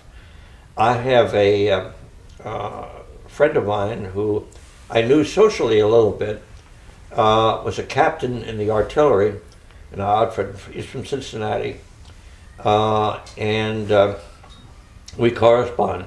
He's 90, going on 94 now, and he goes to one of the downtown clubs virtually every day and plays bridge, and he's still they've been married even longer than we have, because he married just before he went overseas. He, we see him at these association meetings, but we write to each other, and on occasions you mentioned some particular aspect of the division that has happened. One of the horrible things that happened to us that we've had for the past 6-7 years, we had the treasurer of our national association, lives in Maryland near Washington, and he was in the engineers. I never knew him in the Army, until we were in the association. And he was always the guy that arranged for the hotel and where we were staying, and all the meals, and made all the arrangements for everything. Transportation and this, that, and the other, whatever. It turned out that about a year ago, they found that he had not paid any of the bills to the hotel, the Sheraton Hotel in in New Orleans, from last year's national meeting. And the money is not accounted for anymore. So he's being under investigation and all kinds of stuff. And you sort of feel, the few of us who are left, why would something like this have to happen to us after all the things we've been through, that you have a guy, and apparently, you trusted everybody. There were no bonds, but this guy was treasurer. There was nothing to have him, basically a structured accounting that has to be for somebody like that in that position. Yeah. Because you're dealing with thousands of dollars. Yeah. Fortunately, the association has some investments that go back a number of years, because in some of the meetings that we've had, 3-day meetings usually, you've made a little money on it, and that was put into investments for the most part. But to have this happen to us at this late stage in our this is really something most unfortunate. Yeah, that is. But you're still having your Pennsylvania meeting. We are having a meeting, and the sons and daughters are just doing a wonderful job. They are just. That's great. A lot of their people are, in business or in professions, and they're people in their 40s and 50s, early 60s, and they're vigorous. They just love to do all this stuff for the old timers, and even the saying of, if you're coming there in wheelchairs, stuff like that, they push us, and they do anything and everything for us. That's great. They are just wonderful, and I can't say enough about them. And it's just a wonderful feeling that we have so many, including my own kids, that are so intent of, doing things for their fathers. Yeah. It's just a wonderful thing. And here my 3 kids volunteered and said, we're going to come to that meeting. That's great. That's good. So we're all going. Well, that'll be fun. Anyway, if you have any other questions, let me know. Well, I think we've done a good job. I know we haven't covered it all. I know you've got more stories. But Oh yeah, lots of stories. I just, in a way, you go through that period, and in my case, my whole life was kind of a turmoil, in a sense you could say that. But there have been some awfully good periods too, and I think one of the things that I mentioned to you that has nothing to do with the war is just that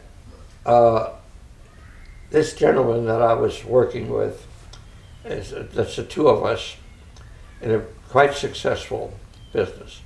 Not only was he, the integrity that he had, his reputation was just stellar. I mean, it was just terrific. And you felt that you had a relationship here that was so good. It was 19 years. I didn't realize it until after he was dead. Somebody said, "You know that you worked with him for 19 years." And I said, to go out after 40 or more years in business, and the tremendous experiences that you had, these were probably the best years of my entire career, and to look back on them as so satisfying, not only financially, but I think in relationships, in the kind of business friendships that you built with people in this part of the country, some very, very important businesses, in the energy-related businesses, that it's meant a lot to me. It's been a very gratifying thing, but at the same time, I rebuilt a defunct business. When I came here, competition was absolutely fierce, and the what we call the consumers, the mills, the foundries, there were situations that were pretty unsavory in many instances. That were you went into a business where there had been a competition, had done a lot of payoffs, and there were some unsavory things that were going on, and you had to break through a lot of that over a good many years. And there were a lot of headaches and a lot of heartaches that went into a lot of these years to build them up. And I tell you, is the kind of business that we were in, there were many, many years where I didn't see my kids grow up. My wife was doing a lot of it because I was always gone somewhere all over the country, always traveling. Among other things, I was the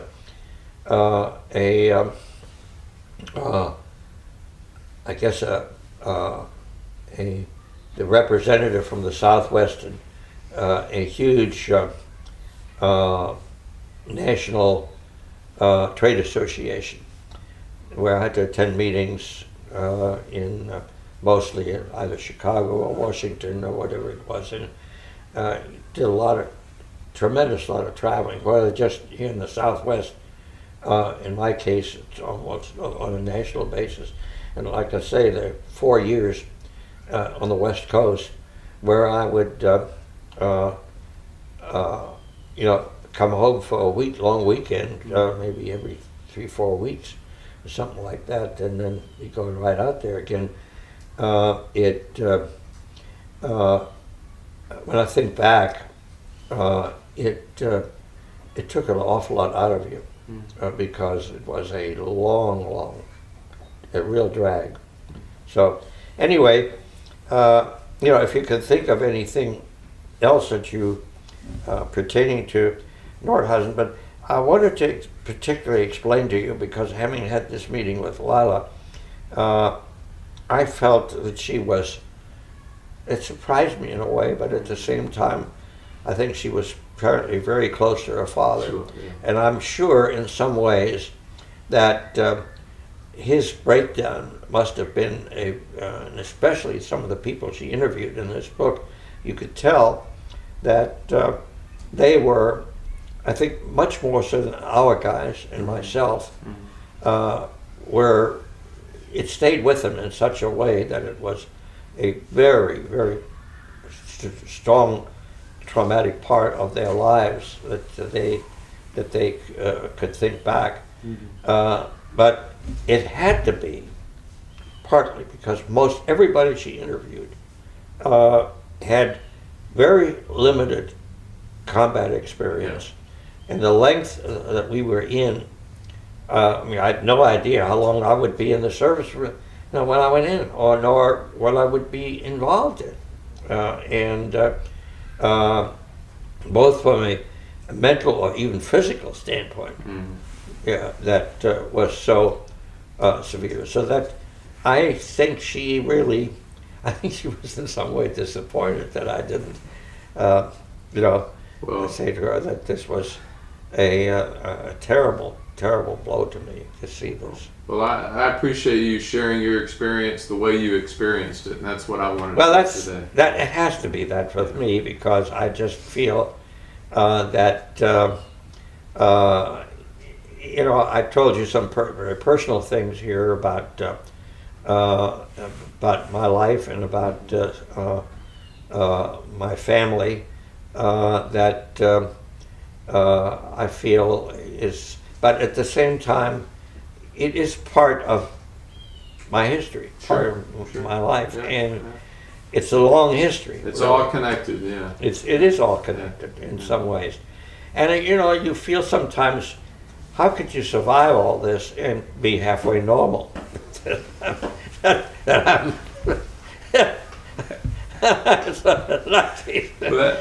is a great point to end on, right there. Mr. Stern, thank you for your time today. Well, I know Robert wants to thank you as well. I appreciate it in doing it, but as I say, I think to me, in what you're doing is either from a historic standpoint, and I hope for generations to come, is really something that it's lucky that we are around to be able to, to do this and to do it in great detail. I don't know what other interviews you have, whether they are in that same depth or length, but I think if it's recorded for future generations, I hope somewhat more in detail and differently, and certainly the media that is involved allows people to see and not only see and hear what has really gone on, because it's just impossible for me to understand that there are people around, and lots of them apparently, who will say it never happened. And it doesn't have to come from Iran, or anything, right here in the United States. Yeah. It's just amazing to me, just amazing. With all the photos, the accounts, direct accounts, the fact that there are people alive who've been in the camps.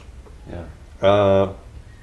And so on, it's amazing to me how some of the people that I've met, although they were very young at the time, what they had gone through, and virtually everybody has lost one or more family member, close family member, and some of them a whole lot of family members, and it's just a period that how anybody could possibly even say this never happened. Yeah.